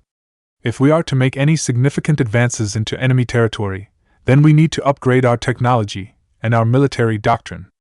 It is therefore my intention to transform the 501st into a para-commando force capable of fighting on land, air and sea. These winged devices allows its users to fly by using their chakra, and the device in the man's hand in the picture is called a kunai launcher that allows a user to fire nearly 100 kunai per minute. Before I embarked on my last mission, Lord Mizukage was kind enough to authorize this plan. Already the various legions are being established, and we have started en masse production of this winged device and the kunai launchers. While we finalize our alliance with Konoha and Yuzu, the Umbu commander shall oversee the training of the 501st. Not every shinobi can be a part of this elite force, as it will require immense chakra control and great reserves, or the user shall never be able to fly. As such, I have only requested 501 elite ninjas to be made a part of this group in honor of its name. Our objective will be to penetrate deep behind enemy lines, destroy bases, disrupt supply lines, assassinate key commanders, secure safe routes for our main legions to march through, and much more. By the time he was finished with the explanation, there was pin-drop silence in the room. Taking advantage of that, Naruto gestured towards the Umbu commander, who gave a hidden smirk. Genjutsu smiled on seeing many clan heads blanch when a hail of kunai came through the lone window in the room and got stuck in the ceiling. Few brave ninjas quickly took action and were about to charge through the window to apprehend the attacker, but were dumbfounded when they saw a Kiri Umbu flying outside in that strange device and holding a kunai launcher in his hand. He merely gave them a jovial salute before flying away, much to the amazement of the remaining shinobi. A commotion erupted inside the meeting room, with each person reacting in a different manner. Some were outraged at such a display, some were excited for what this development meant for their village. Some of the younger ninja instantly started requesting the Mizukage to be made a part of this elite force, as barely a handful shinobi had ever managed to fly in the history of the shinobi world. You need to be at least Chunin level and above to be eligible. Genin are strictly not allowed. A medical team shall first check your body on the parameters that I and the leadership have set. If you qualify, then you will undergo a 4-week rigorous training course. I expect less than 5% to pass, but anyone can try, challenged Naruto with a smirk. If this is going to be such an effective force, don't you think we should at least have more than 501 shinobi in its ranks? Make it more larger and more lethal? Questioned Lord Minace Tsurumi curiously. The logistics cost is too high, my lord. Each of that winged device and kunai launcher costs more than what a jounin makes in a year, combined with their training and compensation costs. This is an expensive program. But I assure you, those 501 ninjas shall be the best of this village, capable of undertaking any mission thrown at them. Quality over quantity, that's what I am aiming at, explained Naruto honestly. We're glad you are on our side, Lord Namikaze, said Lord Yugura Karatachi with a pointed gaze directed at the mysterious blonde who had changed Kiri in ways nobody could have imagined in such a short span of time. This makes me actually confident of our victory. As long as we have Lord Namikaze and the Mizukage leading us in such an exemplary manner, we can win, agreed Lord Yamato Yuki with a bright smile. Similar sentiments were echoed by almost everyone in the room save for the Kagaya and Hagoromo clan heads who just gave respectful nods of acknowledgement. The rest of the meeting divulged into the specifics of their war strategy, and what terms they were expecting to be signed between themselves and Konoha with its allies. The discussion lasted for the entire day with many arguments and protests. By the time it was over, the moon had already arrived in the sky, and everybody just wanted to retire for the night. Naruto was also about to leave when he was stopped by the Mizukage himself. "We need to talk, son." He narrowed his gaze suspiciously but nodded and followed after the Kiri leader towards his office. Naruto sat in utter silence inside the Mizukage's office. "Are you alright, son?" asked Genjutsu hesitantly. "Fit for duty, Lord Second." Genjutsu flinched on that crisp reply uttered without any emotion. It didn't feel as if he was interacting with a boy whom he almost considered a son but instead a shinobi bound to serve his Kage. "I know that words alone won't be enough for the loss you have suffered because of my decision," apologized Genjutsu. "Then don't waste them." The Mizukage again flinched on that brutal reply and the ice-cold look in the blonde's eyes. As they looked into each other's gaze, an unsaid understanding passed between them with Genjutsu giving a final but respectful nod to the blonde. "Then I will get straight to the point," said the Mizukage with a strict tone, the warmth and friendliness disappearing from his face. "I am appointing you as my successor." That got the blonde's attention completely as his eyes widened in shock, which was not something unexpected considering the gravity of the announcement. "In the event of my death in this war, Naruto Namikaze, you shall succeed me as the Sandaime, 3rd Mizukage." The blonde's lips trembled and no words came out of his mouth until a few moments, which was something the Mizukage allowed patiently. "Why me?" "Because you have the strength to do what is right for our people, even if it costs you everything," answered Genjutsu with a straight face. "There are many who share my belief, your son included, so I ask again, why me?" asked Naruto seriously. "Because you are the future of this village. From the moment I met you, there was something special about you. Never in our village's history have the masses looked up to a man like they do to you. The veterans want to fight under your command, the clan heads respect you, the common civilians believe in you, and the children consider you their hero. You're the leader our people would love to follow in the near future instead of people like me who gained power through clan politics. The other clan heads are not fit to rule as they cannot see what truly matters," explained Genjutsu with a proud smile. "The other clan heads would not support this," said Naruto hesitantly. In reality, he could not believe what he was hearing. His ultimate objective in Kirigakure was to set himself in the high echelons of the leadership in order to serve Yuzu's interests, but never in his wildest dreams had he imagined himself becoming the Kage of the Mist Village. It was not his destiny. Shinobi like him died nameless deaths in the shadows, never seeing the light of day. The silent protectors. That's what he was meant to be, that's what he chose to be. He felt a firm but gentle hand being placed upon his shoulder, and the Mizukage looking at him with a proud fatherly smile. "You're not the man you're pretending to be. Not yet." He felt his heart shatter into a million pieces as those words cut deep through his very soul, and he fought back a sob but couldn't stop his eyes from becoming moist. An inferno of raging emotions flooded his chest as he couldn't help but relieve what he had been through to reach this point. All that pain, all that death, all that suffering. He had always lied to his superiors from Yuzu about his feelings towards the Mist Village. When he had arrived here, he was a broken man wanting to die in an honorable way in the service of his village. Instead, this place gave him the acceptance he had been searching for years.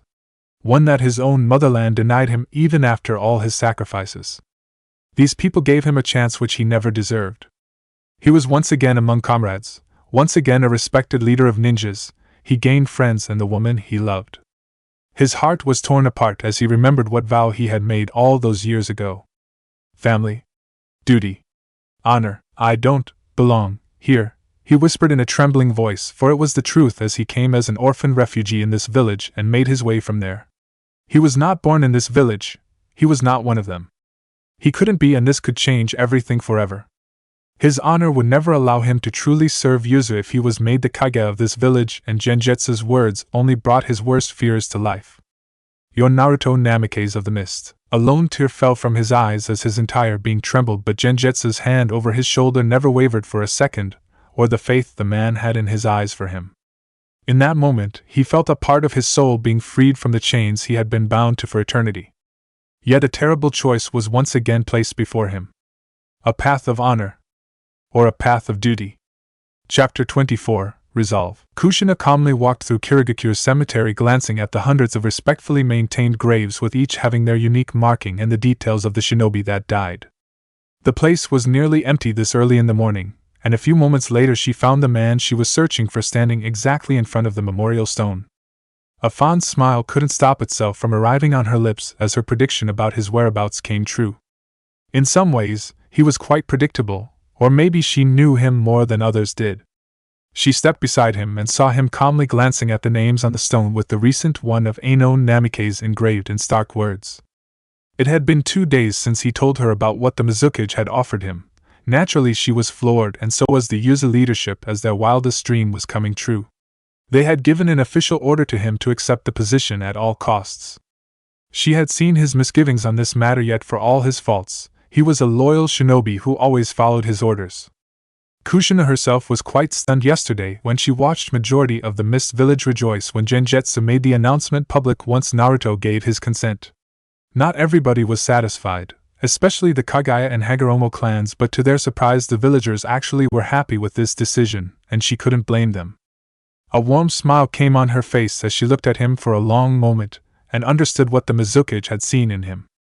He was young, powerful, a fine shinobi, and probably the finest commander that Kiri had seen in its entire history. Most importantly, he was a good man who actually cared about the people around him and had the strength to stand up for what was right, no matter the odds against him. "Good morning, Lord Third," she teased him with a mischievous smile. "Not you too. Don't make me feel old," he protested with a weak smile. "Don't tell me you are not happy," said Kushina with a frown. "It's not that. I don't think I am ready for this, maybe a few years later. I have a lot to learn about the world. Being a Kage is no easy task. Maybe I would have been a better choice as Lord Fourth instead. I don't know why, but Third makes me feel like I came last in a race or something," he explained with an amused laugh. "Now that you mention it, maybe you do have a point. Naruto Namikaze the Fourth Mizukage sounds more cooler," she teased him. "You seem to be in a happy mood today," he commented, but not unkindly, earning a nonchalant shrug from her. "It's because I am happy for you. Now you actually have a chance to change this world for the better. Isn't that what our fallen comrades would have wanted?" asked Kushina gently. Her words made him glance at the memorial stone, and his thoughts wandered towards the Spartans. Even today, it pained him when he remembered how they were sacrificed so easily. He had been so angry and helpless all these years at the Mizukage and the elders for what they did. In his darkest fantasies, he had imagined making them pay for their crimes and creating a world where young children were never forced into that kind of hell. "This will change things, Kushina." He looked at her when she placed a firm hand on his shoulder, and saw her giving him a knowing gaze. "I know it will, and it won't be easy. But I know you'll do what's best for Yuzu and Kiri, because that is the kind of man you are," said Kushina confidently. "Some will call such thoughts treasonous back in Yuzu," he warned her, earning a bitter look from the redhead beauty. "Our village has its flaws just like Kiri has its own. Family, duty, honor. I know the oath we made is a proof of our loyalty to our village. Yet it also defines the kind of person each of us aspires to be. It is why I want you to continue working for Yuzu, but at the same time also do what you can to make this village a better place. Develop bonds of friendship and trust between these two nations, as you are the link that can bring them together, even Konoha. Maybe the other villages too if we are lucky someday," said Kushina with a hopeful smile. "You have an awful lot of faith in me," replied Naruto with a nervous smile, earning a saucy wink from her that made him skip a heartbeat instantly. "What can I say? I have a thing for handsome blonde men." She burst out laughing hysterically when he blushed slightly, making him instantly slap his hand over her mouth, which in turn made her blush as she realized how ridiculous she must have looked laughing like that in a cemetery of all places. He gently lowered her hand when her laughter died down completely, and her heartbeat became faster when she realized how close they were. A part of her heart was disappointed when he stepped back respectfully, and another couldn't help but admire his loyalty when he glanced at Ino's name on the stone, which made him feel quite guilty judging by the look on his face. "You really love her, don't you?" asked Kushina with a pained smile. "I was in a dark place when I met her. So angry, so sad and in pain I was. There were many times when I lashed out at her, but she never gave up on me. She always encouraged me to never lose hope, to never give up, to fight for a future that would someday be ours to live in peace. Yet here I am today, in line to become a Kage, powerful enough to change things in this world, and she is not here with me," lamented Naruto in a whisper. Kushina understood his pain better than anyone else. If he actually became Mizukage, he would be bound to this village for a long time. Perhaps forever. Unlike a ninja commander who could go out on missions, most Kages were entrusted with their village's safety, and usually resided there most of the time. They only went out in events of war, calamity, or important meetings with other world leaders, which was very rare. I failed everyone in my life. Now probably I'll fail as a husband and a father too.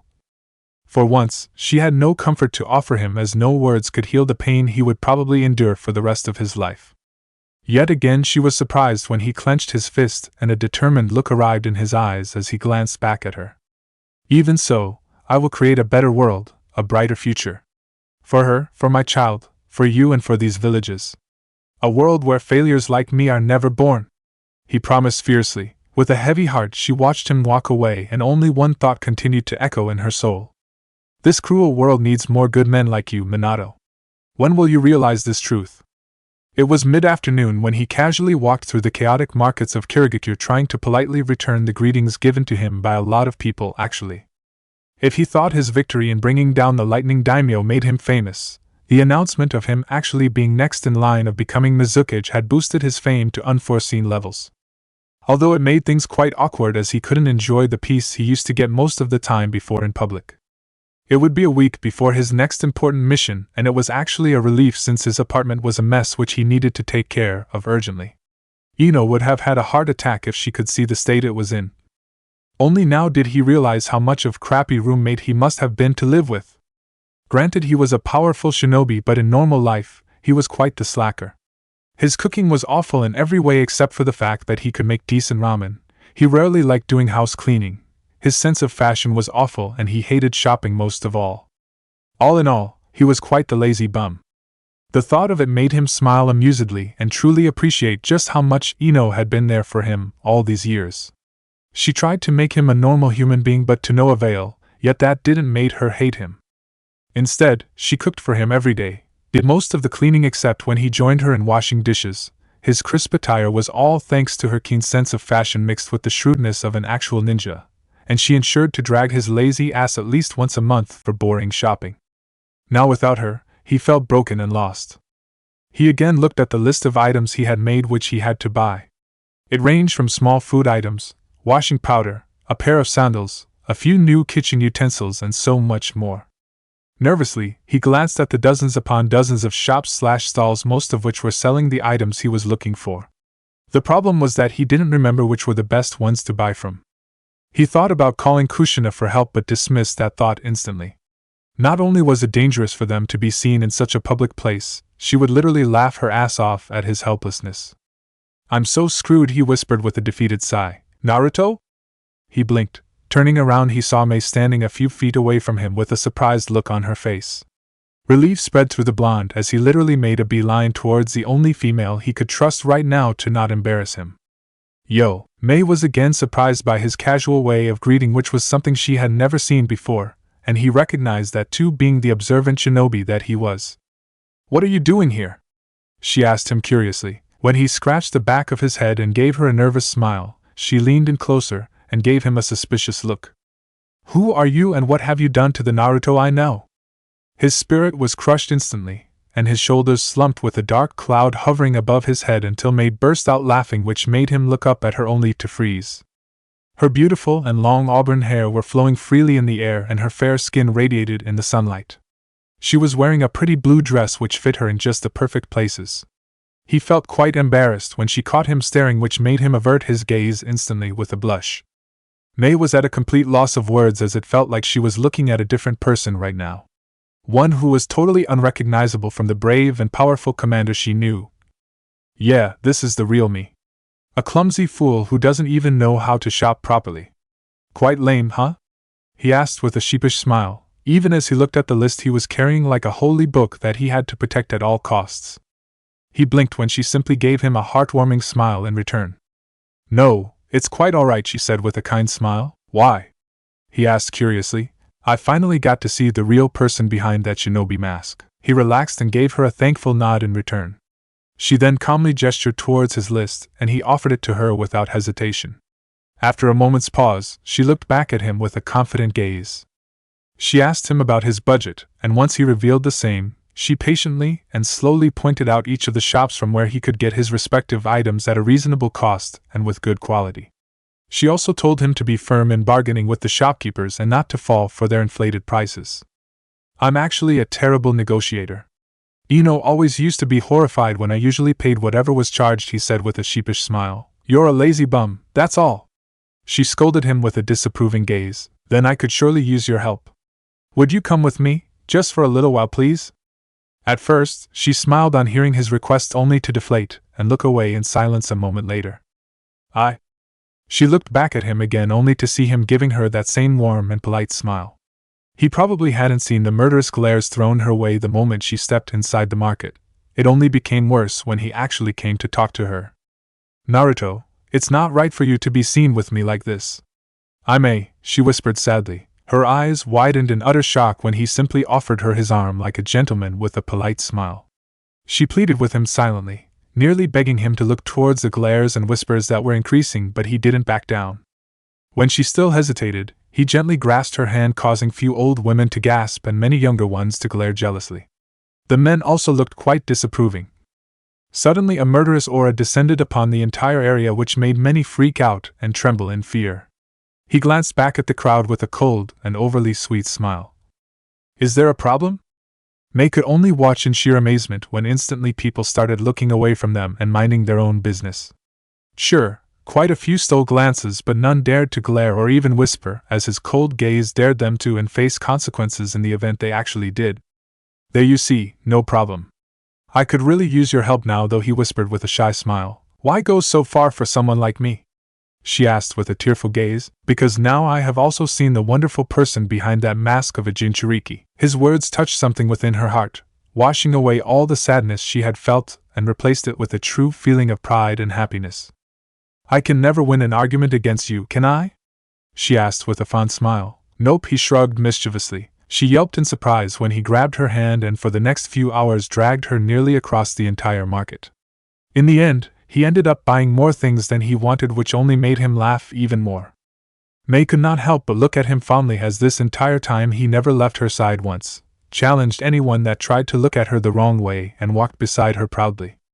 Apart from her father, no one else had ever done something like this for her. Her happiness soon turned into embarrassment when her stomach growled loudly in protest, which made him smile. Come on, I may be a terrible shopper, but I at least know one good ramen place. What do you say? My treat for all the help you gave me today? He asked her with a hopeful look. A part of her heart didn't want him to get into any more trouble with the villagers for being around her, but another more selfish part was enjoying each and every moment of this eventful day. In the end, she could not say no to him, certainly not when he gave her that infectious smile. May curiously watched him finish off his third bowl of miso ramen with the same level of enthusiasm that he had for the first one. She, on the other hand, was content with being able to finish the large bowl of shoyu ramen in front of her. He looked lost in his own world while eating what was probably his favorite food. Granted, it was not that healthy and was just one of the food items people loved to eat occasionally. Would you like to order more? I swear they have a few more awesome dishes, he encouraged with a happy smile. No, I'm quite full, she declined politely. You sure? I think you have eaten more than enough for the both of us. Her quirky remark made him look at all the food he had just devoured, which only made him chuckle heartily. May could only enjoy this small moment in absolute bliss until he saw her staring at him, which made her immediately avert her gaze. Is there something on my face? He asked curiously, but she shook her head. No. It's just I always imagined you in a different way in real life, she confessed, earning an understanding nod from him. Well, I am a mysterious man, he teased with a mischievous wink, making her scoff jovially at that reply while he laughed at her reaction. They enjoyed a few moments of silence before she bit her lip nervously before gathering the courage to ask a question she was not sure would go down well with him. I'm glad you are happy again, Naruto. But are you truly all right? She asked, and regretted it instantly when his bright smile disappeared. It was then she caught a glimpse of the sorrow and guilt he was trying so hard to hide behind his smiles and laughter. I'm trying to be. That was all anyone could do in his situation, and she respected his resolve. I'm glad you'll be the next leader of this village, Lord Third, she congratulated him honestly, adding the last bit in a teasing tone in an effort to make their chat more enjoyable than where it was headed. Could people stop calling me that? Lord Second is still in charge and very capable of looking after this village, he reminded her. May rolled her eyes at that remark as she had gained a decent understanding of his attitude. You just don't want to do all the paperwork. That too. She smirked at his honest but quirky answer until she caught sight of a few ninja entering the ramen stand who all frowned when they saw her sitting at one of the tables. They were about to say something mean judging from their nasty looks until they caught sight of a blonde peeking at them from the opposite side of the table. The entire group was out of the place in an instant when they caught a glance of those cold blue eyes. You don't have to defend me, Naruto. I'm used to it by now, she tried to protest, if only to save his image among fellow shinobi, but he glared at her. People could be stupid sometimes. On one hand, the great villages value the power of a biju, but the same people hate those of their countrymen who keep those beasts in check and use their power for their protection. More stupid is the way how the entire world knows the identity of Jinchuriki in nearly every village. Why would you make the information of such a powerful and important ninja public for your enemies to exploit? Asked Naruto in a bitter tone. What do you think of people like me, Naruto? Asked Mei honestly with a straight face. I think there are better ways to protect the hidden villages than blatantly sacrificing people by making them the hosts of such beasts, and then hypocritically fearing or hating them just because of the beasts inside of them, he answered confidently. You think you can change the way this world works? She asked seriously. I have to try because if not us then who? He challenged her. She gave a respectful nod for his determination, but he could see she was not yet convinced. Why do you think the people today chose not to scorn you openly? He asked. Because you were there and they have more respect for you, she answered without conviction, making him give her an amused smile. Maybe for a few. But for most of them, they know I can crush them into dust if they dare go against me. Even more so if I actually become the next leader of this village. Weak pups barking won't change anything. Never take shit from anyone and be proud of who you are. If they don't accept that, make them. Mei was quite surprised by his philosophy but could see a glimmer of truth in it, judging from the way nobody had dared to bother her because he was there. But wouldn't such a way only turn more people against you? She asked curiously. I'm not advocating abusing or terrorizing of people by your hands just because you're stronger than them. That's what a tyrant does, but at the same time you must understand that humans often like to break the rules if they think they can get away with it. That's the animalistic nature in each of us. It's why we have rules and laws to prevent such anarchy. Why do you think they antagonize you so openly, and not Lord Yagura, who is also a Jinchuriki? Questioned Naruto. Because Yagura crippled the few idiots permanently that tried to bully him when he was young just because of the beast inside him, she replied swiftly, as that story had been quite a scandal a few years ago. Yagura had to pay reparations to those whom he had injured and give a public apology for his conduct. His clan also lost face in the village to an extent, however no further action was taken against him. In fact, the villagers never tried anything of such nature ever again and started giving Yagura some respect, if only to keep their heads. Realization dawned upon her as she understood what he was trying to explain.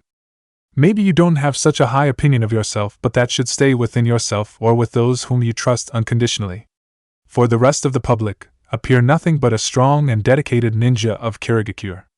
Teach a lesson to anyone who suggests otherwise and the others would soon fall in line. You are the heir of the Terumi clan and a friend of the next Mizukage. Remind those idiots of this fact if they still don't listen, he said with a warm smile. I will. Thank you for explaining this to me, Naruto. I wanted to avoid conflict with my own people, but there is no harm in standing up for yourself, said Mei with a proud nod. Why did you become a Jinchuriki? You don't have to answer, and I'm sorry for asking a personal question like this, said Naruto hesitantly. But she gave him a reassuring smile in return. My mother was the previous host of the Six Tails. Despite her status, my father fell in love with her. It was quite the controversy, and he was nearly banished from his own clan for that transgression. Lord Genjutsu was the only one that supported my parents, and was the one that convinced my grandfather and my clan to accept it. My father never forgot, and it is why he backed Lord Genjutsu when he was being considered to be made Lord Second, and is loyal to him to this day. Eventually my parents were married and enjoyed a few years of bliss until my mother got pregnant. Naruto had maintained his silence, and only observed the series of emotions she was going through while reciting her past. He hid his own surprise well and instead only gave her an encouraging smile which made her continue. At the time of my birth, her seal broke and the beast nearly broke free until it was sealed into me by Lord Genjutsu in an emergency ritual, as I had a strong chakra like my mother, powerful enough to tame the beast. Besides, based on past experience, female hosts are more easy to control, remain loyal to the village more than their male counterparts. My weakened mother was not able to handle all that stress and died that night, whispered May sadly with tears arriving in her eyes. She remembered how many had scorned her as a person who killed her own mother while arriving in this world, even some of her own clan members. Her father had defended her in every way possible, but she couldn't help but feel it was the truth deep in her heart. Your mother must have loved you dearly, May. She looked back at him in shock, which made him place a comforting hand over her own trembling one. She endured all that unimaginable pain but never once stopped fighting. She fought with every ounce of her strength to protect this village, her husband, her clan, and most of all her beloved daughter from the Six Tails. Mothers are powerful. Your existence is proof enough of the love she had for you, explained Naruto with a bittersweet smile, as he couldn't help but remember his own mother who died protecting him and his brother along with Yuzu. Tears fell from May's eyes as she realized just what her father had been trying to explain to her all these years, only she was too stubborn to accept it. People always called her a monster, no matter where she went or what good she did. Eventually, she started believing it too and wondered how could a woman like her mother love a monster like May herself. Thank you, Naruto. She meant it truly, which only made him smile as she wiped away her own tears. What about your family? She asked hesitantly. She had always wondered about his past and what made him become the person he was today. She could never imagine herself as the last person of her clan. It was a fate she didn't wish upon anyone, not even the Kage whom she hated. When he didn't say anything for a few moments, she decided to apologize for asking such a personal question. I had parents and a younger brother. She was relieved when he whispered that truth and gently stroked his hand that he had initially placed over her own to comfort her. We lived in our small village alongside people that trusted our family. The first great ninja war started at that time, and my father died in one of the attacks. Our clan's enemies eventually discovered us, and my mother sacrificed her life so my brother and I could escape to safety. Ultimately, the remaining survivors of the Namikaze clan decided to make one final stand against its enemies, us brothers included. I wanted to avenge my parents and enlisted. My brother followed in my footsteps. In the final battle, we crushed the enemy but were annihilated as well.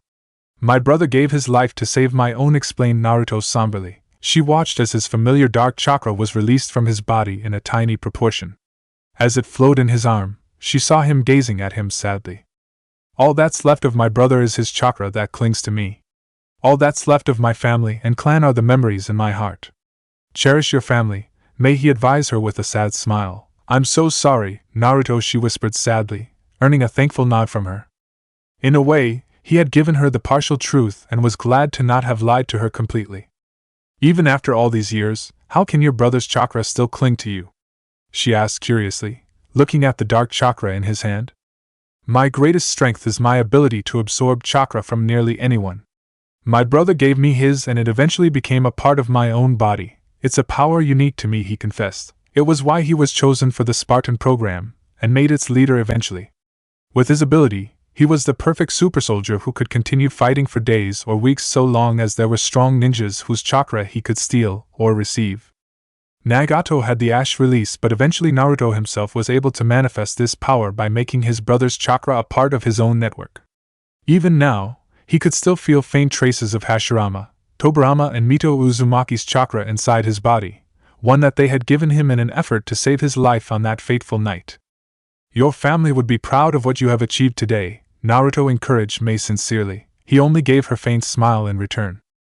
The streets were getting deserted this late in the night, but May was happier than ever as she watched him accompany her towards her clan estate. This day had been quite eventful and one which she was grateful for. Her happiness didn't last long when she saw him stop and his expression became deathly cold. Out, he commanded in a cold tone. May flinched when 4 Umbu materialized from the shadows like ghosts all around them. Her hand itched towards the secret kunai pouch hidden inside her dress, but something made her pause when these men didn't attack them outright. This is no time to be lurking outside, Namikaze hissed the tallest Umbu in the group. At once all 4 of them unleashed their killing intent, which made her grab her kunai swiftly. Seeing her move, one of the Umbus unleashed his own weapon in return, only for Naruto to step in between and glare at him. You dedicated your life to the village. You're gonna risk getting killed for that monster? Asked the tallest Umbu in a mocking surprise. His eyes widened when behind each of his men appeared another Naruto, placing a kunai at their respective throats. The real one had by now teleported behind the tallest Umbu and had placed his hand over the man's shoulder. No, but you will. Mei tensed when she saw Naruto's red eyes glaring at the Umbu's with a murderous glare. Choose your friends wisely, Namikaze. You don't want to end up on the losing side, cursed the tall Umbu. In an instant the entire squad vanished in a puff of smoke, leaving a shocked Mei to rush towards Naruto even as his water clones dissolved into the ground. What the hell was that? She asked worriedly. Probably just some jerks. It will be alright, Mei, he reassured her with a smile. Yet, in his heart he couldn't help but feel an uneasiness. His sensory powers had made one thing clear about these Umbu, as they all had similar chakra to an extent. They were not here for Mei Terumi, but instead this was a message specifically for him. He had real enemies in this village now, ones that wanted him dead for their own reasons. He could already think up of a few that could have such intentions.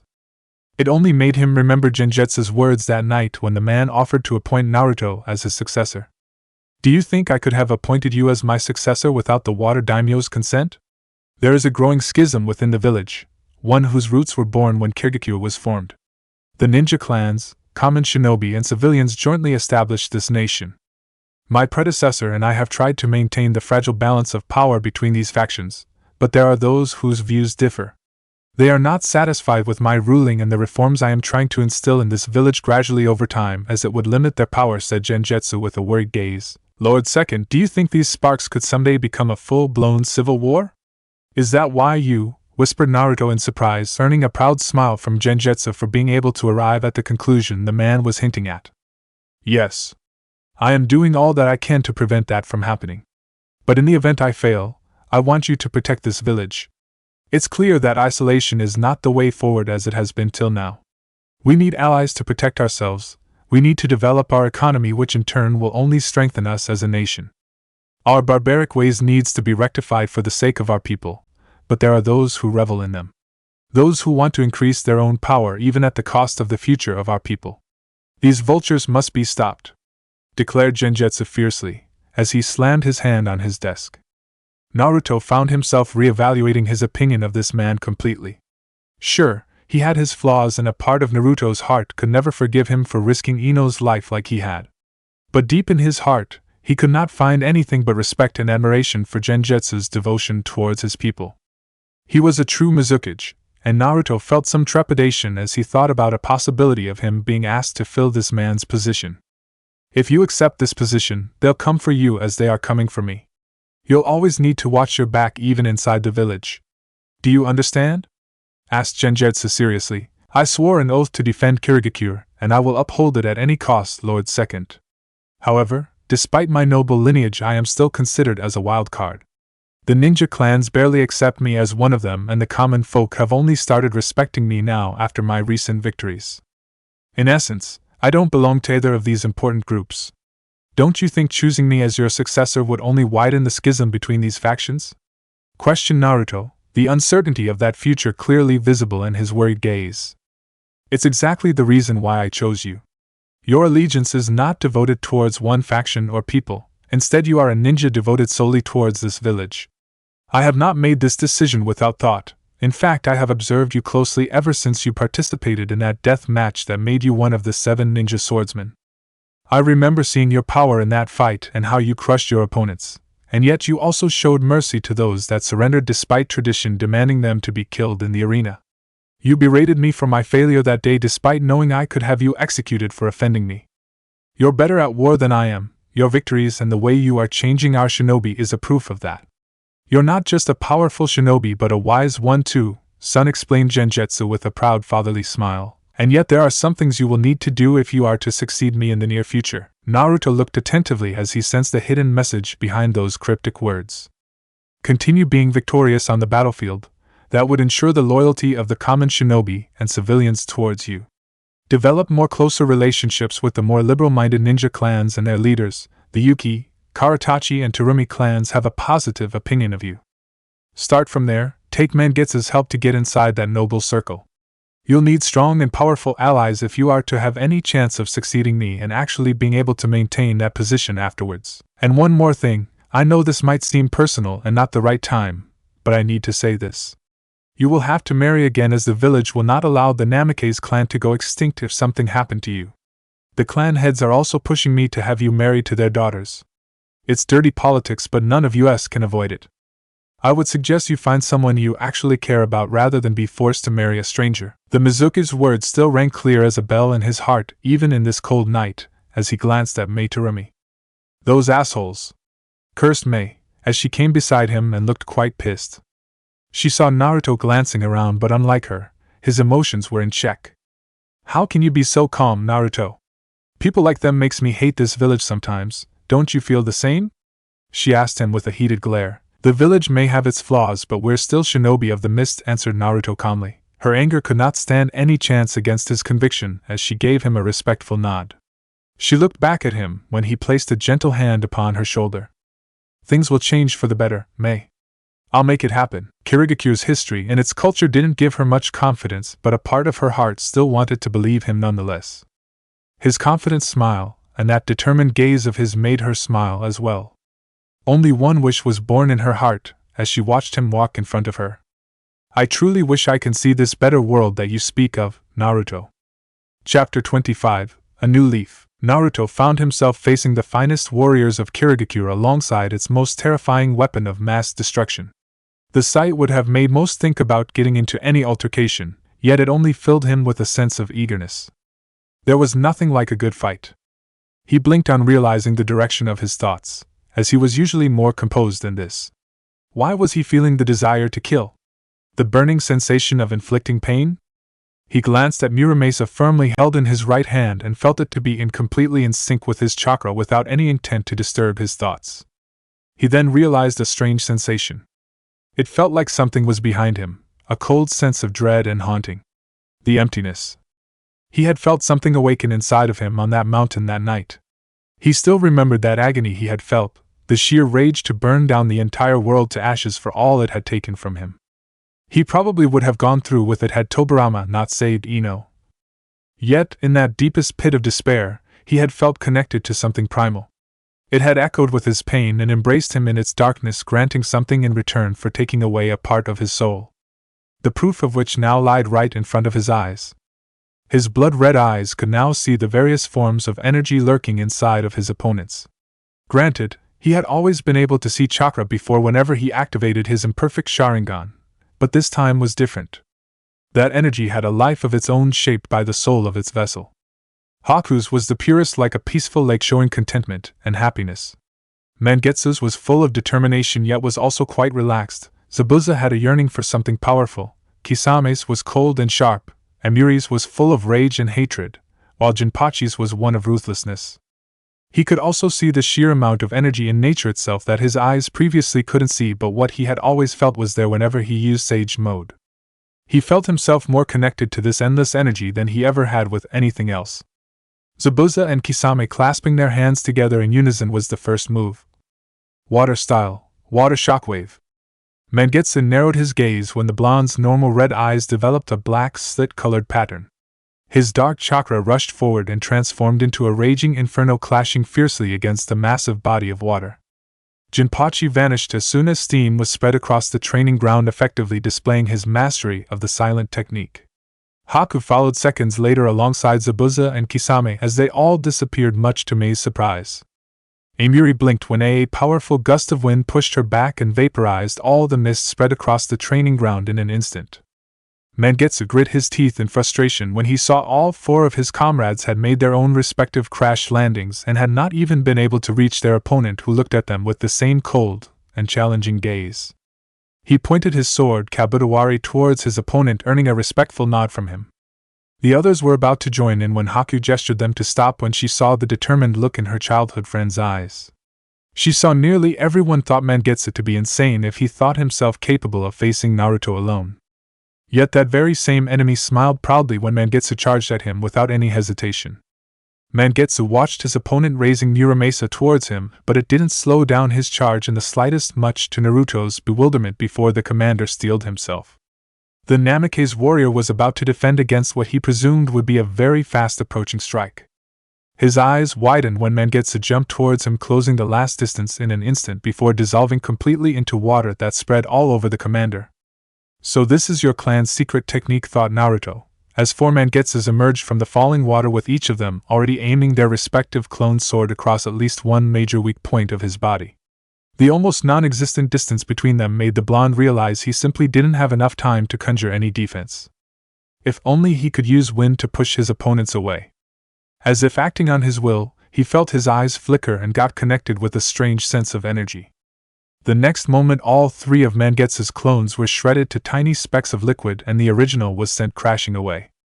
Mangetsu, however, was far from done as the boy backflipped and again rushed towards the blonde, ignoring the injuries across his body due to the wind that had shredded his clones and destroyed some of his skin along with clothes.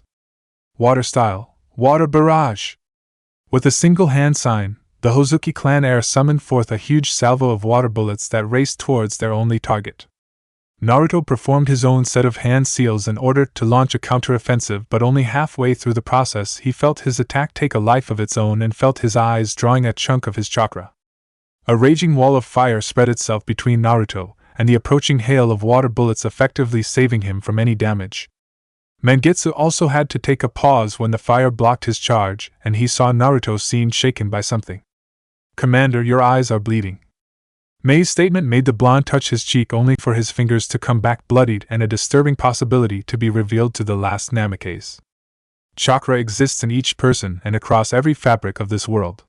Most ninjas are barely able to use their inner chakra to the fullest of their ability. Only a handful sages are able to even access a tiny portion of nature's energy.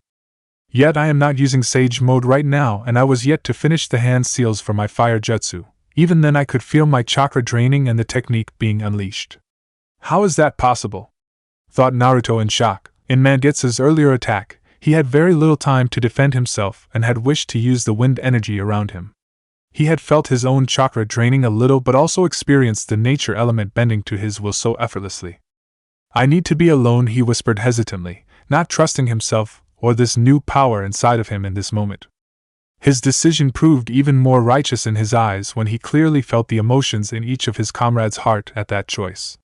Their chakra was an extension of their heart's will and he could see surprise, confusion, disappointment visible in most of them without even looking at their faces. "Commander, we can handle it," protested Mangetsu with a frown. "No, you can't. I doubt even I understand this power flowing through me right now. It's best if I understand it first or risk harming you guys even by mistake," answered Naruto frankly. Before anyone could say something further, the commander vanished in a flash, much to everyone's disappointment. He found himself approaching the only man who could possibly give him some answers. Tobirama merely raised an eyebrow when the blonde appeared inside his residence abruptly via the marking he had engraved in the house. One look at the boy's new red eyes and his rattled expression was enough to convey the situation to the former Hokage. He simply gestured for his son to take a seat, which the boy did a bit reluctantly. Tobirama got them both glasses of water, and only once they were finished did he listen to the whole incident that happened with Naruto this morning. The more he listened, the more he got convinced of the bitter truth. That's the Mangekyo Sharingan, albeit a broken one. A rare power awakened only with those having Uchiha blood and experiencing the most painful form of grief, revealed Tobirama straightforwardly. Naruto remembered that moment on the mountain when he had grieved for Ino that night, the pain and sorrow he had felt on thinking she was gone. He listened as Tobirama explained about the origin of this power along with the history of the Sage of Six Paths that had been told to him by Hashirama, who in turn learned it from Madara just before the former Uchiha leader left Konoha. "You are probably the first to hold the blood of both the Uchiha and Senju, one who lived to his adulthood unlike the others that were killed by either of the clans to prevent such a mix of their precious bloodlines. Tell me, did you feel any pain when your eyes bled when you first used this power today?" asked Tobirama seriously. "No, that's probably because you are part Senju and also hold Hashirama's cells inside your body, ones which he shared with you all those years ago while trying to save your life. You also hold mine and Mito's chakra. It reduces the amount of damage any other user would incur while trying to use those eyes. Even so, I would advise not to use this power until the most direst of circumstances if you want to avoid going blind," warned Tobirama, making Naruto swallow nervously as the boy became silent for a few moments. "You said it was broken just like I heard my Sharingan was also broken? What does that mean?" the Namikaze asked eventually. "It's not complete and neither will you ever be able to harness the power of those eyes like a pure-blooded Uchiha like Madara can. But I believe with this power, one day you'll become the strongest soldier of humanity. Stronger than me, Hashirama or even Madara, said Tobirama with a hopeful but proud smile. How is that possible? Questioned Naruto, unable to understand how he could become the strongest when his power would never be complete or utilized to its fullest potential. I believe your eyes to be the strongest Mangekyo awakened in centuries. It may not allow you to use the traditional powers like other Mangekyo users, but it helps you connect with something even more primal and all-powerful, chakra. Naruto pursed his lips as those words sank into his heart, and he couldn't help but remember what he had experienced just this morning.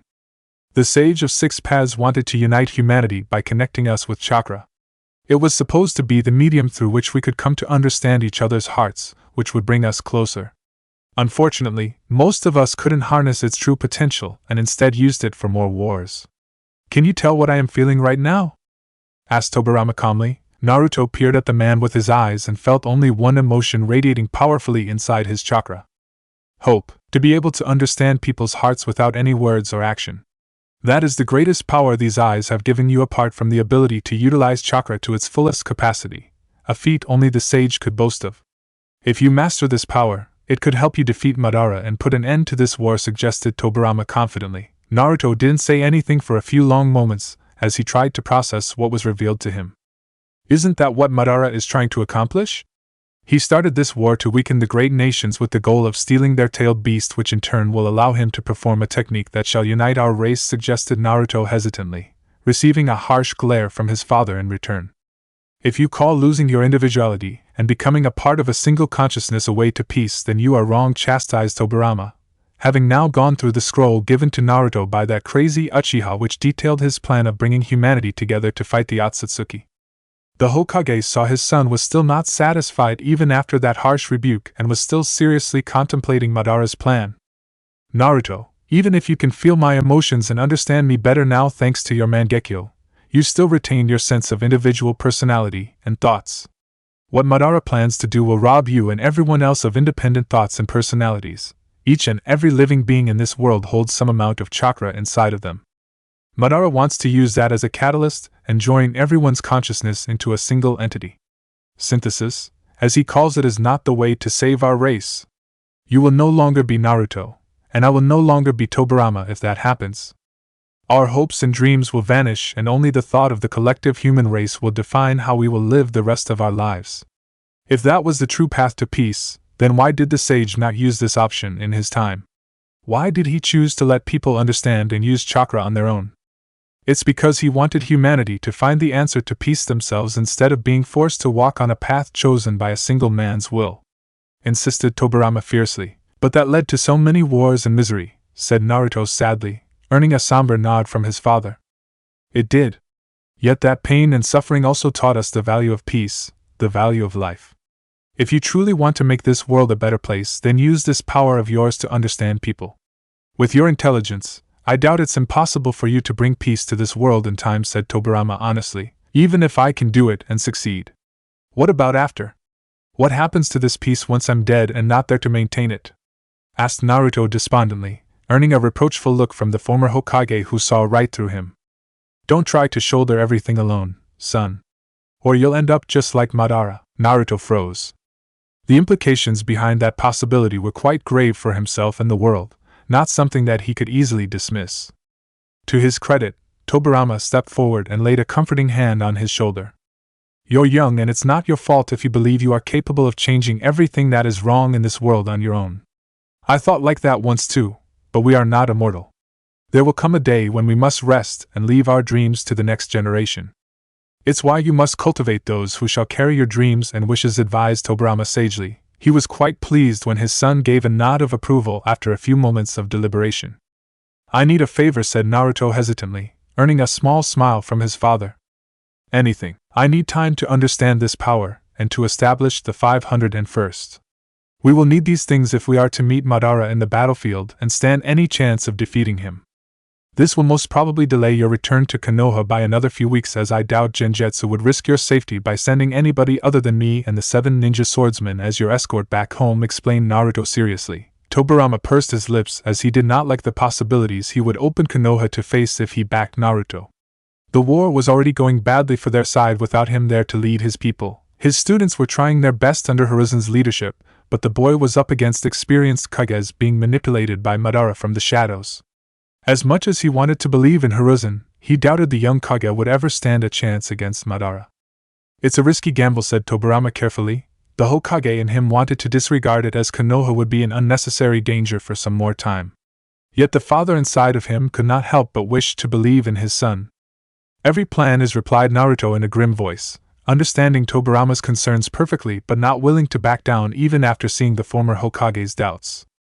Tobirama sighed before he looked back at his son and gave him a firm nod. "Make sure it is worth the cost," agreed the Hokage, albeit very reluctantly. "I will promise," Naruto with a relieved smile, which only alleviated Tobirama's guilt over risking Konoha's safety marginally. 5 weeks later, the past always repeated itself. He couldn't help but think so in this moment, as before him stood another mass of skilled warriors of humanity. Men and women ready to fight and die in the service of their nation. The finest warriors of Kirigakure. Each of the 501 shinobi had a proud and determined stare as they looked at him devotedly. They had endured the toughest training course this village had ever seen, a struggle that thousands others couldn't succeed. The largest training ground in the village was the one hosting this historic moment, as thousands of people, ninja and civilian alike, watched this ceremony alongside the Mizukage himself, and every noble clan heads as well as military leaders. One among the massive crowd was Kushina Uzumaki, who looked at her soul friend with a nostalgic smile. It made her proud to see her old commander being reborn in this moment, as the look in his eyes was the same the day he took charge of the Spartans. Now, he was going to create history again. 501st. His booming voice echoed across the hearts and souls of each and every person. His war cry instilling a primal wave of pride and courage inside the souls of each ninja as they watched the newest special force stand at attention in unison. When there are enemies at your doorstep, one must defend their home with a heart of steel. To look death in the eye and conquer it. To become that sword that defends the motherland, said Naruto fiercely, as he unleashed his famous sword Muramasa in an instant. He pointed it right towards the mass of warriors dressed in dark black combat t-shirts and dark gray combat pants. Each of them proudly wore a dark green cape across their back that had twin wings crossed against each other. "You are that sword!" Genjutsu saw the stunned silence of the crowd as nearly everyone was hanging on to the commander's each word. Despite being a veteran, the Mizukage himself could not help but feel energized by those passionate words and the conviction present in Naruto's eyes. He could only imagine what those chosen ninjas were feeling. It could probably be the greatest moment of their entire lives. Each of them handpicked by Naruto himself and tested in all the ways possible. To make them ready, Naruto had requested his mission to Konoha to be delayed. It had upset quite a few people in the Land of Fire who were anxiously waiting for Tobirama's return, but Genjutsu trusted his successor, and if he thought the creation of this force held more importance for Kirigakure, then he was willing to have faith in him. "Strength and honor, those are our words." Kushina's eyes widened on hearing that, and for a moment his eyes met hers. "Even after all this time, your father's words?" she whispered in silence. But his now dark red eyes must have read her lips regardless, as his proud smile gave her the answer. "Always, strength and honor!" roared the 501st in unison, as each fighter unleashed their sword and pointed them straight forward. Naruto raised his own hand holding Muramasa high in the air before thumping it fiercely across his own heart. For Kirigakure! Kushina was perhaps the only one in the sea of villagers who understood his true intentions when the 501st adopted the same salute that the Spartans once had. A part of her heart had doubted his loyalty towards Yuzu when the elders briefed her about his independent actions in the past few years. They doubted his absolute loyalty and wanted her to prevent it from becoming a reality. To think, they even ordered her to do whatever necessary. Even after everything he had been through, he still remembered where he came from. He still honored the ninjas who died fighting alongside him, and he still believed in Yahiko Uzumaki's teachings. Looking at the cheering and roars of approval from the villagers of Kiri, she felt one of the greatest regrets of her life, as in their eyes he was now exactly what he should have been in his true home. A hero. "Someday, Kushina, the people will see my brother for what he truly is." She fought back her tears when dark chakra was unleashed from Naruto's back until it slowly took the form of wings. The 501st unleashed their own wing devices fully across their backs. In this moment, she felt the chakra of the person who had always believed in him. Even after death. She watched Naruto take to skies alongside the 501st, much to the ever-growing cheers of the entire village. Nagato, your dream is a reality now. Tobirama looked at the group of ninjas gathered inside the Mizukage's office. Apart from Naruto and the 7 swordsmen, the Umbu commander was also present. The former Hokage glanced at his own son, who was attentively staring at the world map laid out on the Kage's desk. Naruto, have you finished placing your markers at the checkpoints we discussed? Asked Genjutsu seriously. Yes, my lord. But I can only carry myself and the Hokage at most to a few of them in case of an ambush. The more jumps I take, the weaker my power gets. It's too risky, warned Naruto with a frown. So is having a large armed escort. While the 501st would be a sufficient force to defend the Hokage, you would be much slower and easier to target in a large group. Speed is the key to reaching the task force which Konoha has sent. They know the terrain well and can take you to the hidden leaf much faster, pointed the Umbu commander. May can be an enough power boost for us in such situations, suggested Mangetsu. Absolutely not. We cannot make such a gamble, refuted Genjutsu fiercely. Multiple decoys. Everyone looked at Tobirama on hearing that suggestion, and when the Mizukage nodded, the Senju leader stepped forward and pointed at several routes on the map. The enemy expects this exchange to happen. Intel says they have sent out their finest assassins and special ops teams to ambush us. We can send out 4 groups, each made up of a 7-man team and 1 member playing as my double. The enemy will expect us to take the easiest route or the fastest one, which are here and here, explained Tobirama, as he pointed at a northern route with a way stop at Yuzu before entering the Land of Fire, and a western one with a way stop in the Land of Waves before entering the Land of Fire. The southern route through Tea Country might be longer, but with them having not allied with any major faction yet, we cannot trust that nation not to turn on us. We would not know the terrain in detail, which is a major problem. That only leaves this route to Deuce Naruto, as he pointed at a unique point on the map. It involved hopping across a few small islands from the Land of Water's main continent, until they reached the infamous Nagi Island, which was a hub of the worst pirates of the world. For years, the Mist had tolerated their existence due to the shady alliance that faction had with the Water Lord. Rumor was that they paid a huge tribute every year apart from waging war in his name in foreign nations on demand in return for a safe haven. They had a natural protection, as the sea all around them was infamously known as the Dead Sea. Only the pirates knew how to navigate through those treacherous waters prone to violent storms and monstrous tidal waves. Many fleets had been lost over the centuries trying to navigate that region. No sane man would ever think about taking an important hostage through such a life-threatening route. Realization dawned upon the group as they all looked at each other for a long moment before turning towards the one person who would make that call. Should we take the help of the Water Lord? Maybe he can get the pirates to help us, suggested Haku, and flinched on receiving harsh glares from the men in the room. Those scums would sell us out to the highest bidder. You can't trust a pirate, girl admonished the Umbu commander in a harsh tone. He's right. The way I see it, Lord Genjutsu, we need to take control of our own land. For long they have been a thorn for many of the coastal villages of our land. Rape, murder, infamy, abductions or extortion, every crime they have committed without impunity, hinted Zabuza with a murderous glare. I agree. Some house cleaning is necessary, said Kisame with a smirk. Maybe once we are done with them, we might leave a few alive who would be more than happy to help us achieve our goal in exchange for a merciful death, proposed Dame Yuri with a cruel smile. Tobirama narrowed his gaze when he felt the vicious chakra from these 3 and their comrade Jinpachi, who while silent echoed a similar aura. Fools! We need to do this quietly, rebuked the Umbu commander. Genjutsu got up from his seat, which was enough to halt the heated exchange. The Mizukage then walked towards the window and glanced at the peaceful village. Nearby his headquarters, he saw a food stall owner badly abusing his foreign slave, judging from the dark-skinned color of the woman prevalent in the Land of Lightning. Slavery. One of the many practices established and promoted by their feudal lord, and one that was gladly accepted by many of the noble ninja clans of Kirigakure. If only those fools realized, this practice in itself threatened the very future of their nation.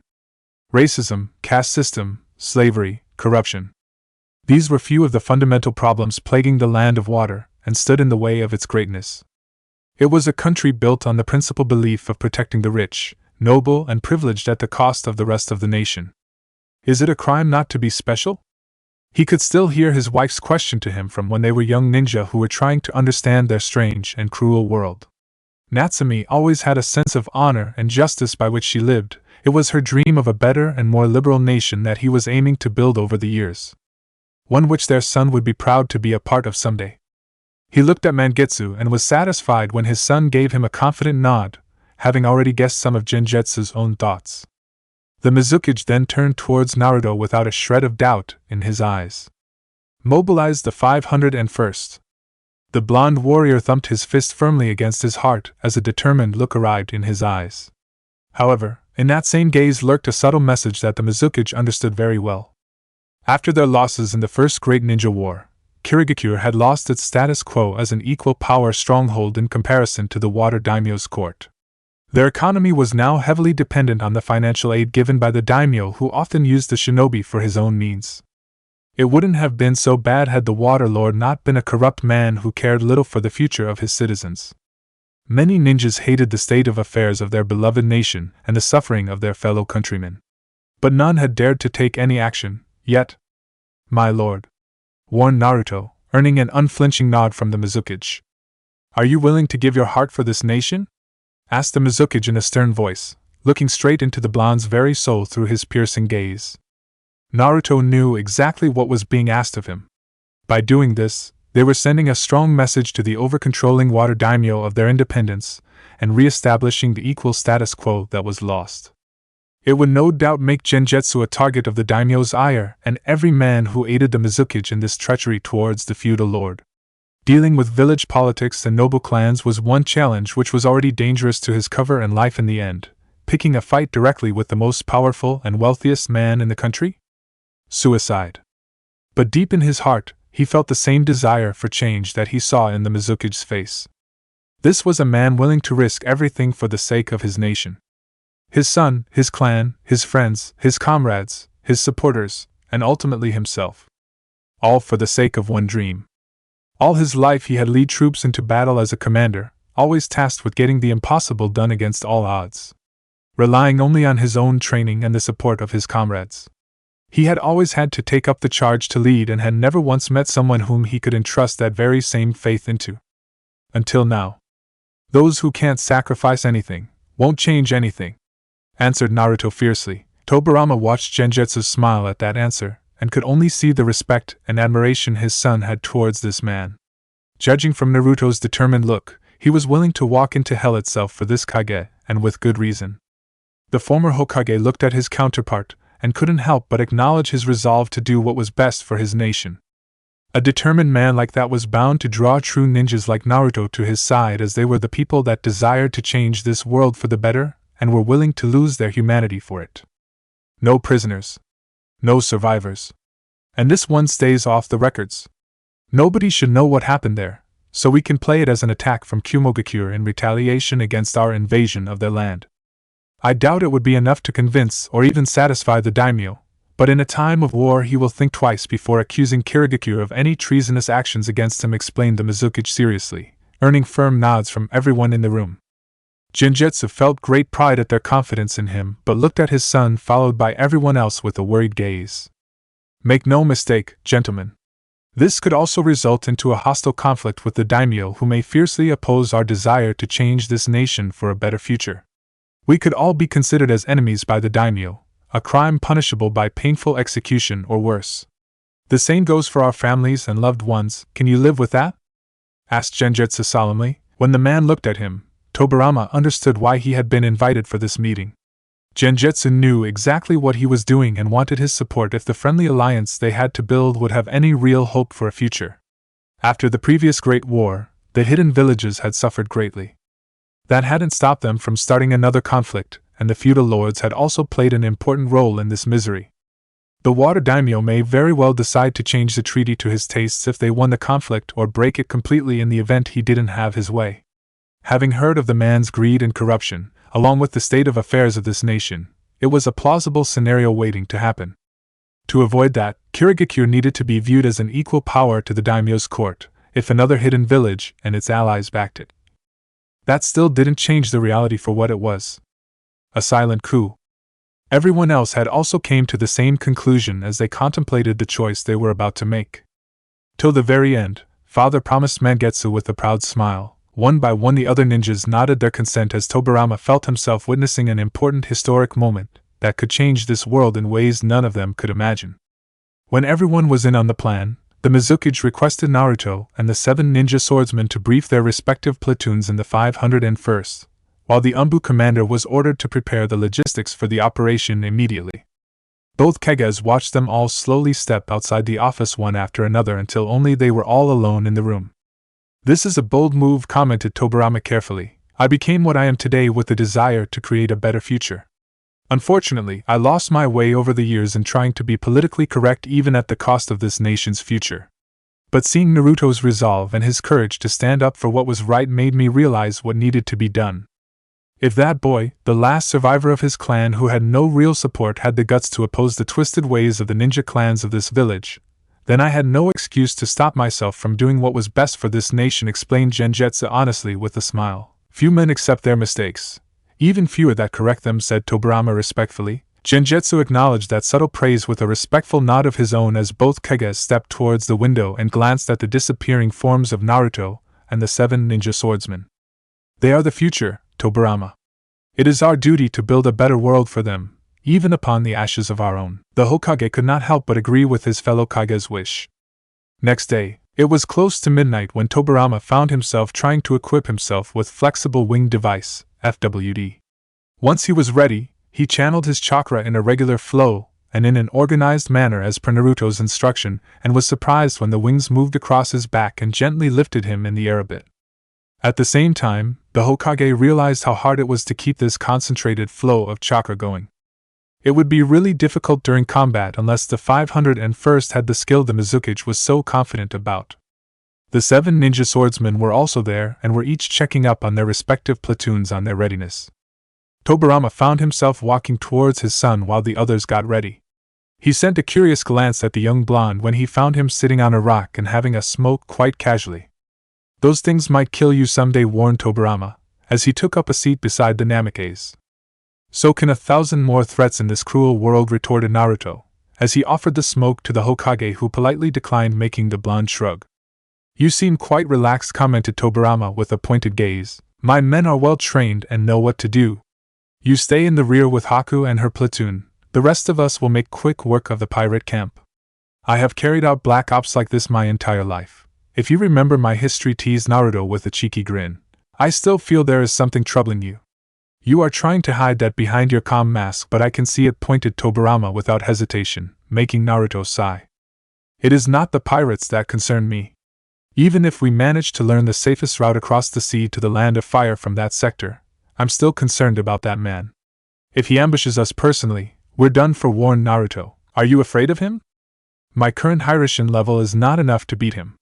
The 501st will only escort us to the coastal borders of your land before retreating back to Kiri. It would just be you, me and the 7 ninja swordsmen until the Konoha task force arrives to take us safely back to your village.